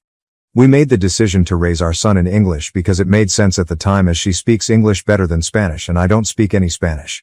When I discussed this, she told me that she would like her son to connect more to his heritage. I said that I don't have any problem with that, but we have tried this several times before when we were married and he had shown zero interest in it. She told me that this time might be different since he will have 2 Spanish speakers at home. I told her that I am in favor of bilingualism because 2 languages are always an advantage, especially for kids, but if he doesn't want to do it, there is no reason to force him to do it. Maybe try another language? She then accuses me of denying our son his roots and goes on a tirade of accusing me of denying our son his identity and coming back to me denying her right to a family. My girlfriend usually stays out of these matters, but she advised me to contact my lawyer and see what they can actually do. My lawyer told me that even if they send an adoption notice, I can contest it and it would take something exceptional like abandonment, etc., for my contest to get rejected. My ex keeps posting our son as a part of her new family and it's honestly started to trigger me. 2 weeks ago I interacted for the first time with my ex's new wife after the divorce. She contacted me and asked to meet up. She told me that my ex had finally started to recover from the social trauma of coming out and building a new life with her and that I am now getting in the way of happiness. She accused me of being emotionless and uncaring through our divorce and how I guilt-tripped her into agreeing to my demands of 50-50 custody, and how I should just agree to the eventual adoption in a few years because she has always wanted a son and that I will still remain my son's dad and I can still visit him. I told her that I don't care what her emotional state was during the divorce and that my demands were fair even to the most irrational person. I told her that if they want to create this image of a perfect family, then they should have another kid that has no connection to me. I feel like all this has started to affect my son more than anything. He is a lot less happier than he was just a few months ago as we had started to adjust to this new reality. For context, since I know this is going to come up eventually, the emotional trauma of my ex coming out is basically the fact that her family effectively disowned her after coming out. Her parents don't talk to her anymore, while my son has plenty of interactions with his maternal grandparents when he's with me. Those 2 combined make significantly more money than I do alone. However, my ex-wife makes less money than me, but her partner is in a senior position, so she has more stability. This is also an argument my ex-wife used when we discussed adoption, since they can then send our son to a private school and generally give him a better life. I don't know if this is a factor, but the recent elections may have caused this because they are worried that they might not be able to adopt soon. But they don't want to adopt my son now but in a few years, so I doubt this to be true. Edit. I posted an update now. Update. Hi all. It seems that my draft went missing somehow and I'm sorry for posting a couple of empty blocks. Original post is here. It's been crazy seeing everyone's reactions to the situation and I wanted to share a quick update with you all. First of all, I'd like to clarify that my son and I have been going to therapy since the divorce. He was doing quite well until the whole mom saga happened. My in-laws disowned her after she came out. They were not even aware about the affair when she came out to them. They still spend time with my grandson under the condition that they don't badmouth my ex and don't preach their views to him. They agreed and said that they valued a relationship with their grandson over any political view they might hold. I have been a part of every interaction that they have had with him because I was worried they might say something. Thankfully, this has not been the case. Her extended family has said to me that they have all cut her off as well, some for the affair and some for her being gay. Our mutual friends also cut her off because of the affair. All our mutual friends were my work buddies and their spouses, partners. I did not ask them to do anything. They came to the decision on their own. I was actually glad when she told me that she had made a friend on her own, as she used to complain about not liking her colleagues. We all know how that turned out. I'm pretty sure they're not planning to skip the country. I have all my son's documents and we decided it during the divorce because she was still figuring out where to go, and since I was moving in with my sister, the chances of them getting misplaced were low. I have also had no demands for any documents and she returned the passport to me when we came back. The whole adoption thing probably stems from the fact that my son has a very close relationship with his mother. The only times he has really complained to me is when she asked him to call her partner mom, and that she was making him do Spanish classes that he did not want. We did everything for him equally during our marriage, but I had to travel out of state to my parents frequently during COVID, because they were sick with pre-existing conditions and couldn't take care of themselves. My sister was on an assignment abroad at that time. My sister also agreed with this. Please let me know your thoughts. I listened to people and contacted my lawyer, who is also my friend, today morning. He told me the same thing as last time and that it would take something really unusual for the adoption process to go through like child abandonment. He also said that they a bunch of idiots that have no idea how the law worked. He also told me that if the whole, "we want to adopt him," is a real thing and if she is talking shit about me to my son and I could prove it, I could get custody. This has not been the case as I've not heard my son say that his mom says bad things about me. This brought me a sigh of relief. I plan to contact my ex today with the following conditions. We both install parenting apps and document all interactions. No more mention to me or my son regarding adoption or calling her partner mom. No more posting images of my son as a part of their perfect queer family, because frankly, I don't want my son photos on the internet when he is so young and he can decide what he wants when he is older. I plan to talk to my ex in a couple of hours. Please let me know what you think about this. Final update.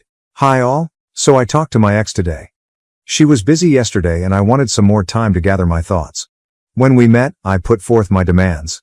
She told me that the parenting app idea seems fine and that she has no problem with it. She got sad when I told her to drop the idea of adoption and call her partner mom, as it's just not gonna happen.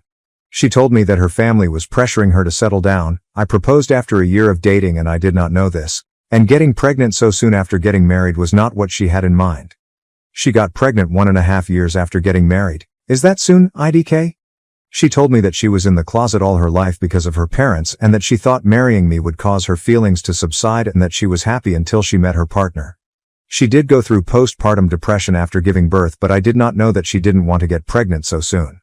She then told me, her wife and her, that the reason they wanted to adopt my son was because she wanted to start new. She then said that she was never really happy during our marriage and that with her new wife she could have the family she always dreamt of having. She didn't want my son to grow up to resent her for being a lesbian as he doesn't have any exposure to people like her apart from her and her partner. Look, I have to be honest here. I don't know any gay people nor anyone in my friends or family is gay. We never talked about these things because it simply doesn't come up in our daily life, but that doesn't mean me and my son have no idea who they are, especially after the divorce. I told her that this is not going to happen and that he has had a lot of exposure to people from her community. I told her that seems like a bullshit reason for separating my son and me and that she is making up some random reason to make her seem like it is.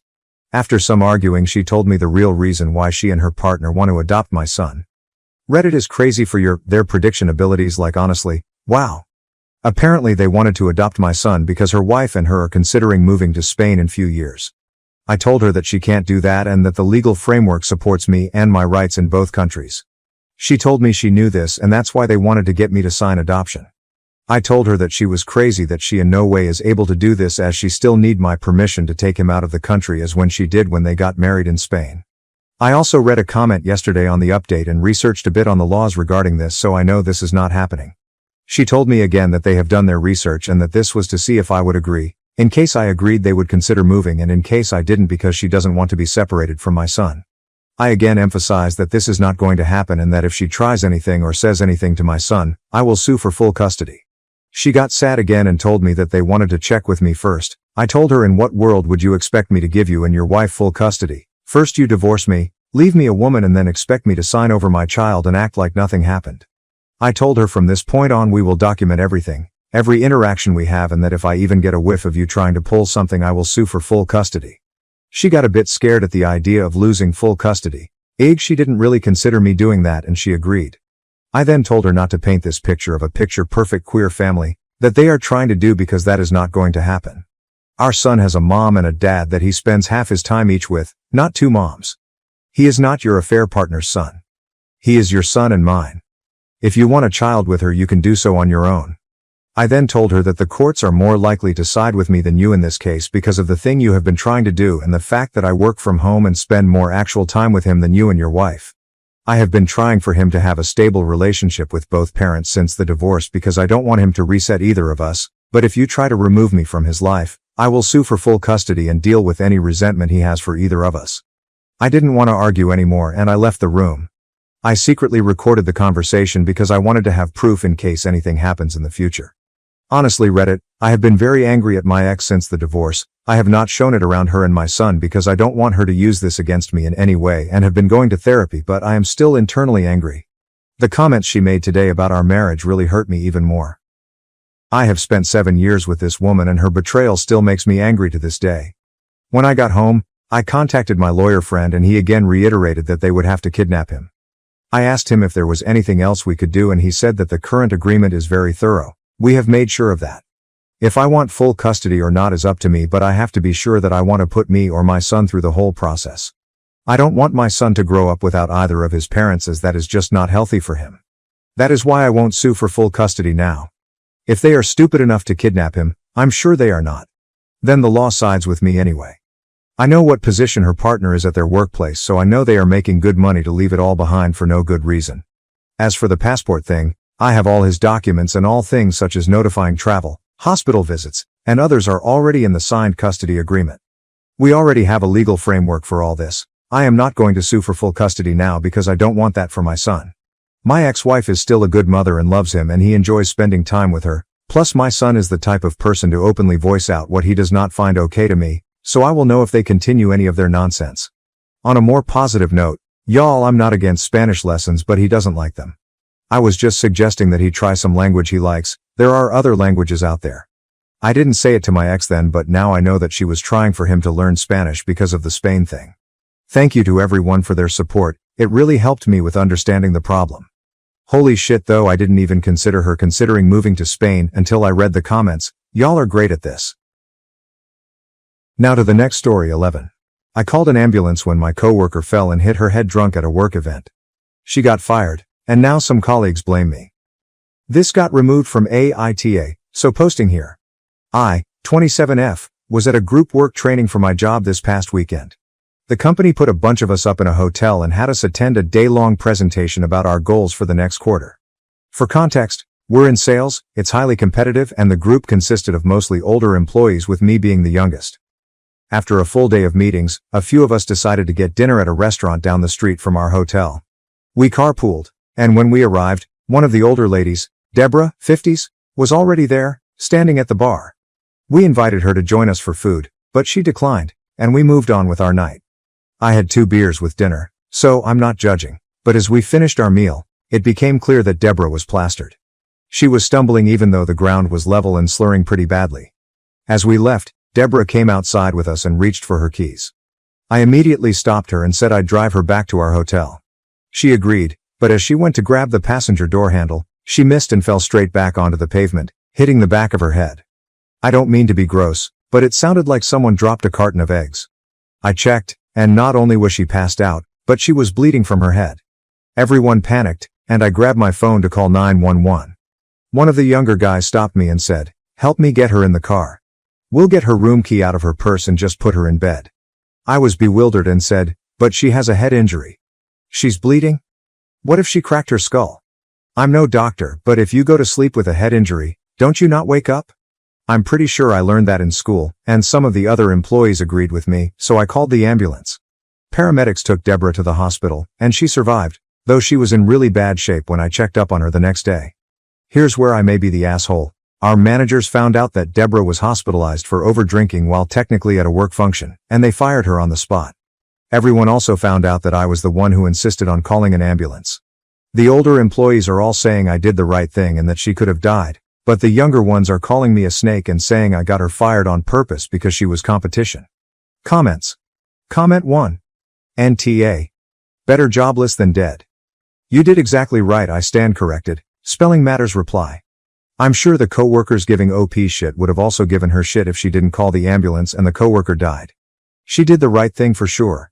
If they'd dragged her back to the hotel, put her to bed, and she died overnight, they'd be fired and arrested. OP saved everyone's ass. This actually happened to a friend. He got an offer letter just after we graduated, was treating his friends to food and drinks, drove drunk on a bike, and crashed, hit his head. There were no superficial injuries, and the friend who was on the bike with him was also drunk, watch high. So they decided not to take him to a hospital, and took him to his apartment to sleep it off. He never woke up. Gone for good at 22, my friend's entire family was looking forward to him working. They were lower income class, both parents disabled. He was looking forward to being their support system. Don't drive drunk, for your sake and others. And if you ever suffer a head injury, go straight to ER. And next to story 12. My roommate is trying to sublease her room to someone I have a restraining order against. I need help. Original post.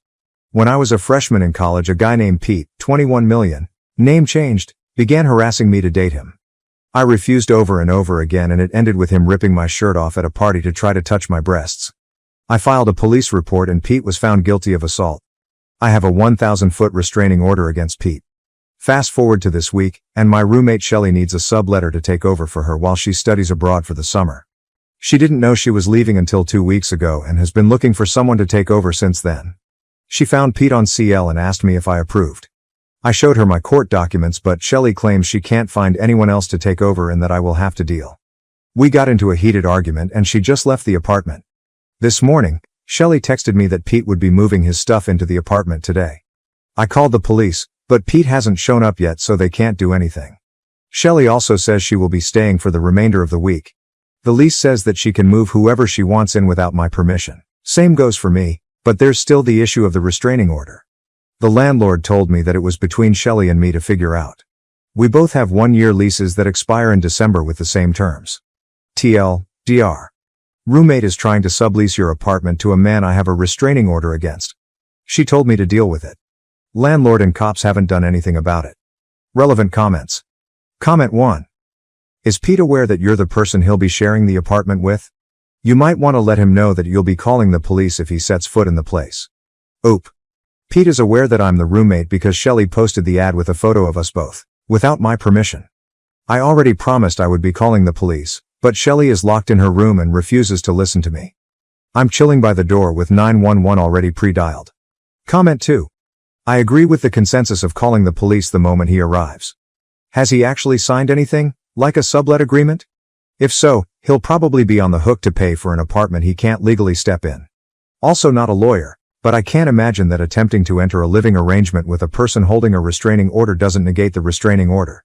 The first question I would ask Pete if I were a cop judge is, why did you think you could live there without violating the order? OP.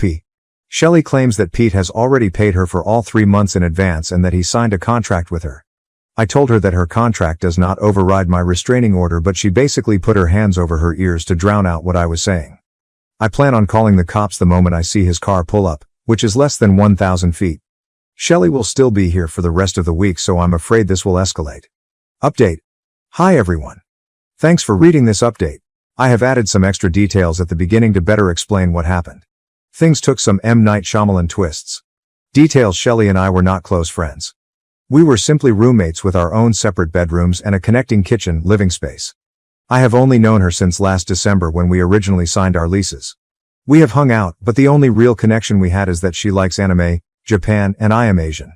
The Craigslist ad that Shelly posted didn't have a photo. It turns out that she had used a generic photo of the two of us in an ad on our college's Facebook page, but Shelly took it down before I got a chance to take a screenshot. Actual update. After I made my Reddit post, Shelly was locked in her room for 3 hours. I tried to talk to her, but she wouldn't come out of the room. She left her room to get food, and just walked past me as if I didn't exist. Everyone who I called told me that until Pete actually showed up, no crime was being committed, so I couldn't report it until then. I just sat by the door and window watching for Pete's car. This continued until early Saturday morning when Shelly woke up for her morning jog. I was still looking for Pete's car. I stayed up all night on the couch. Shelly tried to sneak out past me, but I woke up and blocked the door. I needed an explanation for why I was being forced to stay up all night waiting to call the police on Pete when she knew that I had a restraining order against him. Shelly's explanation was that the restraining order doesn't matter to her, that she has dealt with unreasonable people like me before, and that she has never listened to any restraining order before now, so why should she just for me? The more I listened, the sicker I felt. Shelly basically admitted to me that she is a cunt. I told Shelly that she was a real piece of work and that I was going to maintain my watch for Pete and that I would contemplate taking legal action. She told me that whether I liked it or not, she was done looking for subletters and that it was my problem. I told her to get out and go for her jog, and she left and came back a bit later and locked herself in her room again. Sometime around noon, I had accidentally fallen asleep because I had been awake 36 plus hours at that point. I woke up and saw Pete helping Shelly move her stuff into her car. I didn't see him in the apartment, but he was helping her in the parking lot. I immediately locked them both out and called the police. Shelly and Pete came to the door again, and when Pete saw it was locked and when he saw me watching from the window, he blew up at Shelly. He started to ask her why I was in the apartment and why Shelly didn't tell him that I was the roommate. He demanded his money back and I could hear them screaming at each other through the door. The cops showed up, handcuffed Pete and Shelley. I told them my story and Pete said he had text messages and emails to back himself up. The cops checked his phone, saw texts from Shelley saying along the lines that her roommate wouldn't care about XYZ because he was a chill guy. Pete had posted his own ad looking for a male roommate. That's right, Shelley is a liar too. The cops released Pete because he had proof that he didn't know it was me. I'm okay with this because I saw the emails, texts too. Shelley was charged with disorderly conduct and her mom came to get her. Sunday evening, Shelley and her mom come back to the apartment to finish packing for her study abroad. Shelley made some snide remarks about me, definitely going roommate hunting to find her a subletter as I said I would. I ignored her. Shelley left for her plane this morning. You know the good thing about separate leases? I am only liable for my rent, not hers. So I'm going to sit on my butt for the rest of the summer while she gets evicted for lack of rent payment. TLDR. Pete had no clue it was me. Shelley got arrested. She thinks I'll find a subletter, but I'm going to let her get evicted. Relevant comments. Comment 1. Sounds like a crappy situation all around, but it also sounds like Pete didn't know, and now that he does, will not be back to bother you. Since you are on separate leases, you should hopefully not have anything to worry about legally or financially. Let Shelley deal with those issues herself. She brought them on herself. A quick question. If she does fail to pay, could you in any way get kicked out, or are you pretty much in the clear? Either way, good luck. Your roommate is immature and deserves the consequences of whatever happens to her in this situation. OP. Our leases explicitly say that we are only liable for our individual portion of the rent, so I'm in the clear. And Pete really didn't know about me being there. That's how much of a bitch Shelley is to let a man get arrested over something so stupid. And thanks. Comment 2. I mean, what did she think was gonna happen? On top of the shameless assholery, Shelley sounds like she's missing a few marbles. Oop. I think that what happened was that Shelley was focused only on going abroad and not focused on her own actions. She couldn't find anyone, so as soon as she found someone she thought problem solved and ignored the problems until I called the police. Apu also had this comment: I wish she could have gotten charged with more, but she started bawling her eyes out to the police officer and he went easy on her because she looks so young. To me it's just another sign that she's an awful person because she was manipulating the cops. The lease states explicitly that I'm not liable for her rent, and even if she tries to sue me, it's my word against hers and I'm confident I would win that legal battle. Pete is staying as far away from it as he can, and he apologized to me and is trying to get his deposit back from her. So next to story 13. My best friend's fiancé confessed he loves me but still planned to marry her. I told her, she left him, and I'm helping her move on. My best friend and I have always been close, and I adore her. We're really open and honest with each other, about as close as two people can go without being romantically attached. We're even joking that we're wives, because we're so close. Because of her fastidious personality, we have already discussed random circumstances and how we would like the other to approach them. For example, if a guy asked one of us out, how would the other react? Or if we both developed affections for the same person. We've even discussed what would happen if one of us died. One of these situations involved the dreaded, if I had a boyfriend and he had feelings for you issue. The possibility of this happening has arisen several times over the years, with varied degrees of concern. We both thought that would be terrible, but we couldn't agree on how to deal with it. I've always claimed that I'd want to know regardless of the circumstances, but she insisted on not telling me. She has been adamant about this every time it comes up, regardless of how I phrase or change the circumstance. She made it abundantly apparent that she would never want to know. About 3 years ago, my best buddy began dating a guy. He was already a loose member of our friend group, so we both knew him. I didn't think much of him at first. He appeared cool, courteous, and respectful. He gradually grew more integrated into our group, and he got along with everyone. The guys in the group liked him, the girls were excited for my closest friend, and, most importantly, she was overjoyed. She had always wanted to be in love, and he seemed ideal for her. He treated her and everyone else with great respect. He and I got along great, but we never hung out one-on-one. Our conversations were primarily limited to small talk about music, work, and other casual topics, which occurred in group situations. He made similar efforts to connect with the other members of the group, and I always appreciated that he was interested in her life and the people she was close to.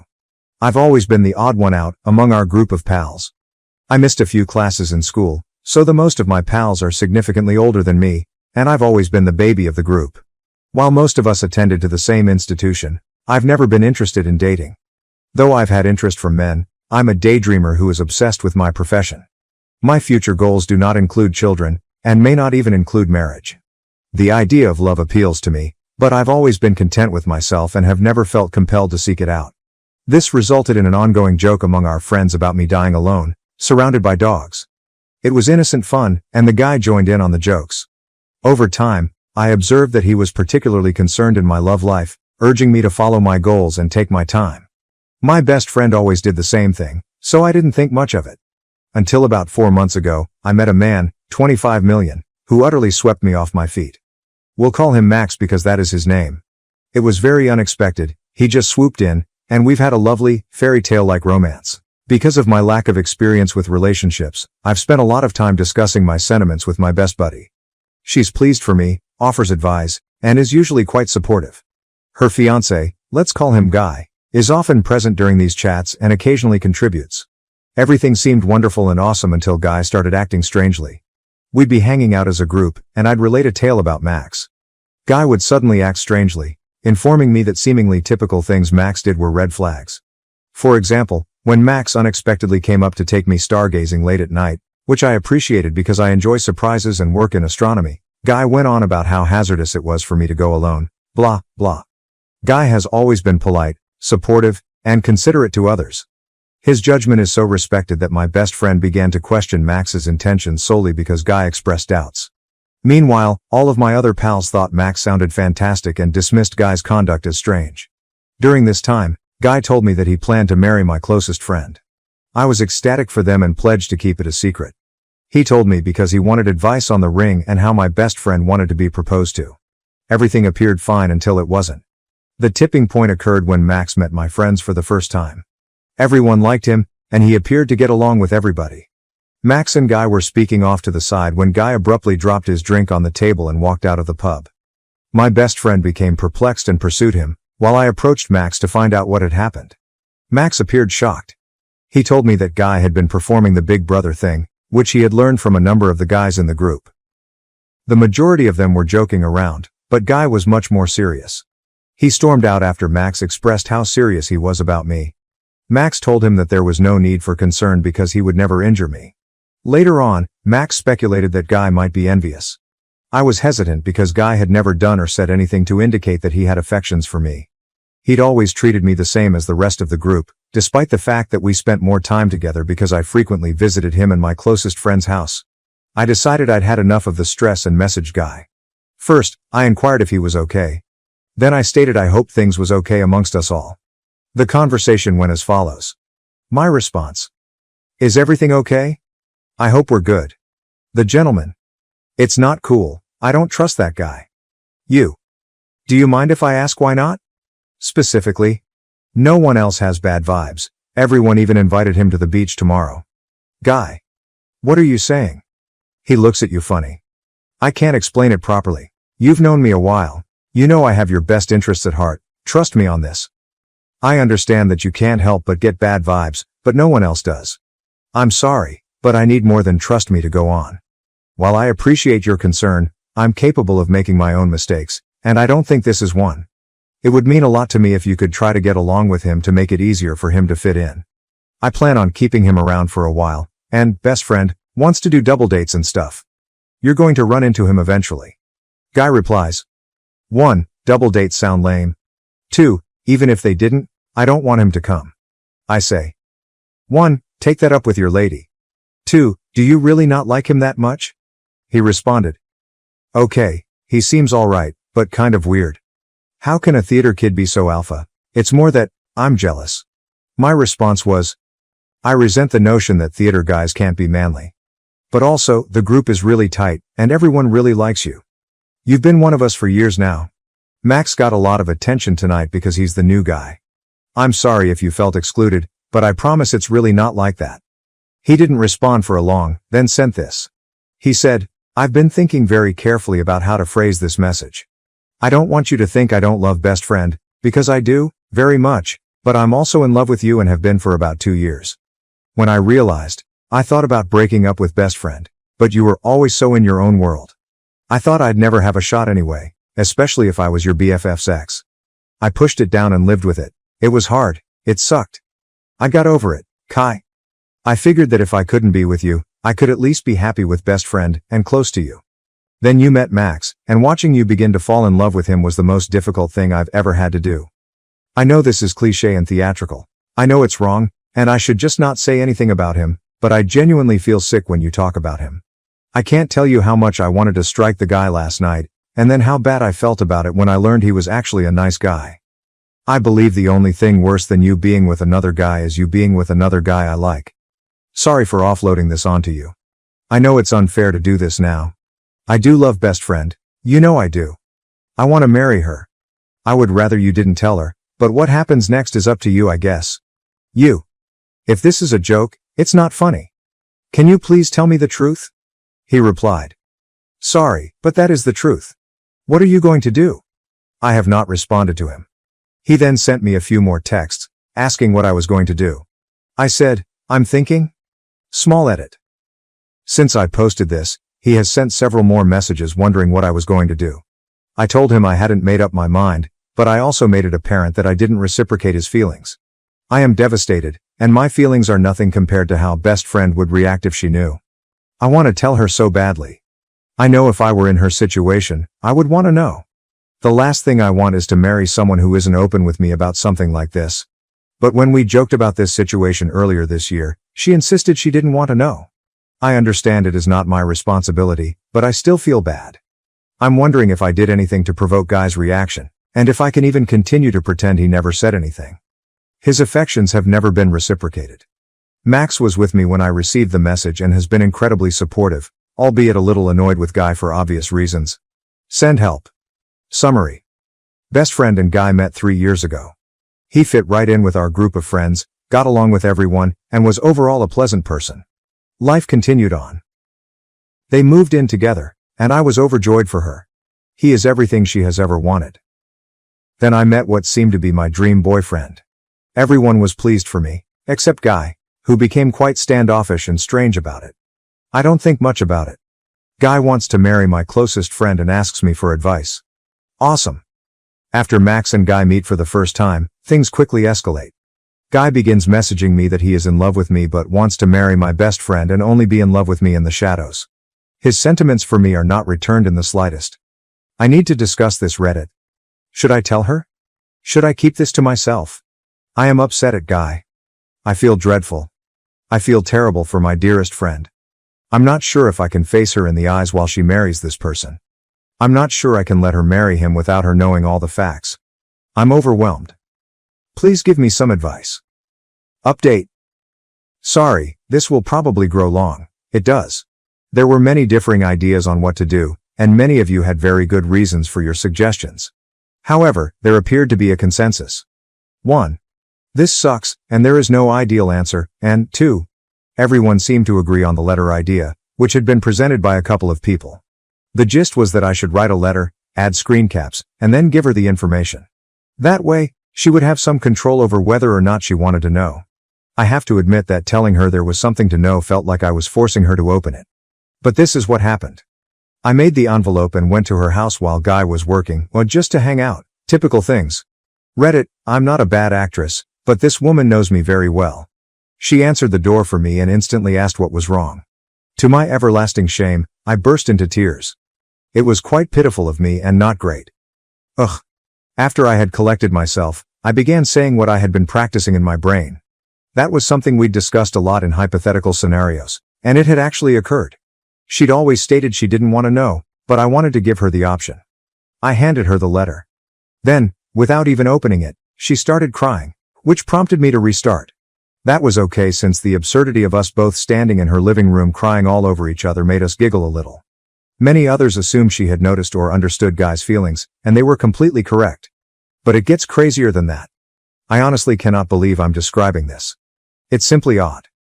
I do not know. My closest friend had assumed Guy had a harmless little crush on me, the kind that people in partnerships sometimes have.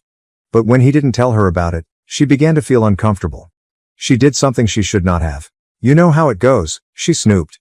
She snooped on his PC months ago and discovered a file with my initials buried among a slew of other documents. She went to get his laptop and handed it to me to read as she read my letter.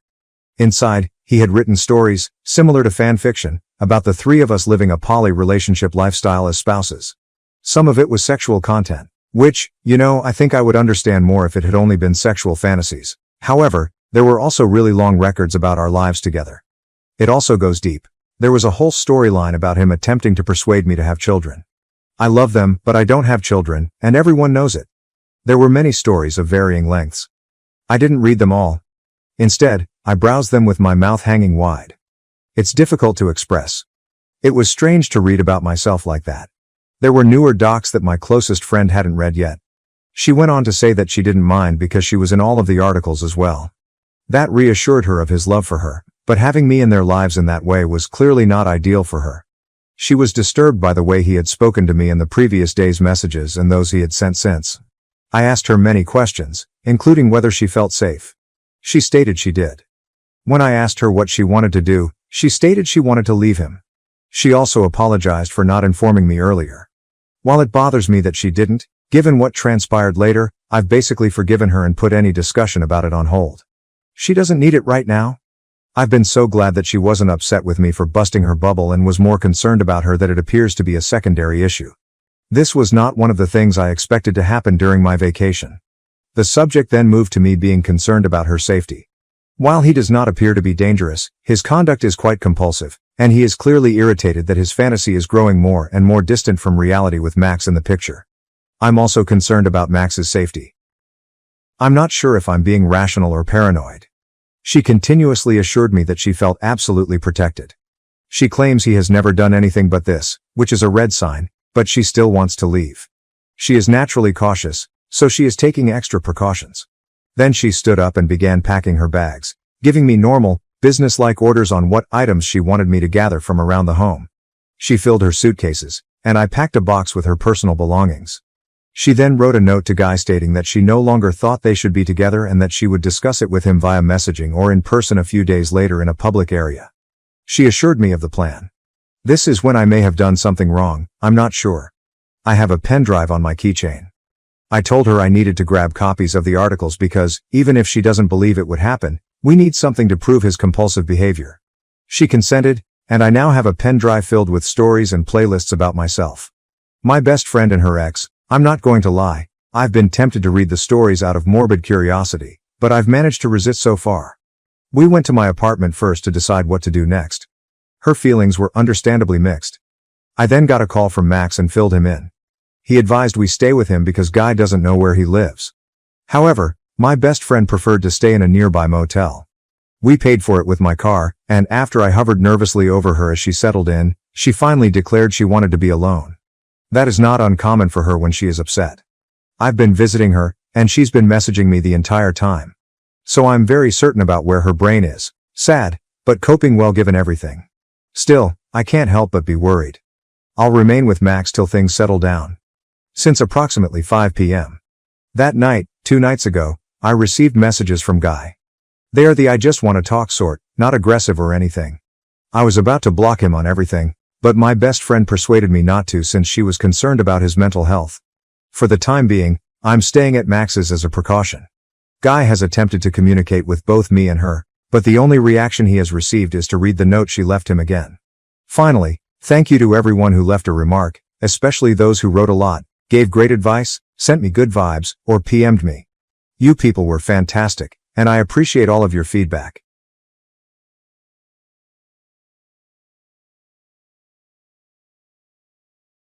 Thank you for watching. If you haven't subscribed yet, please do so and hit the notification bell to stay updated with more shocking real-life stories happening around you.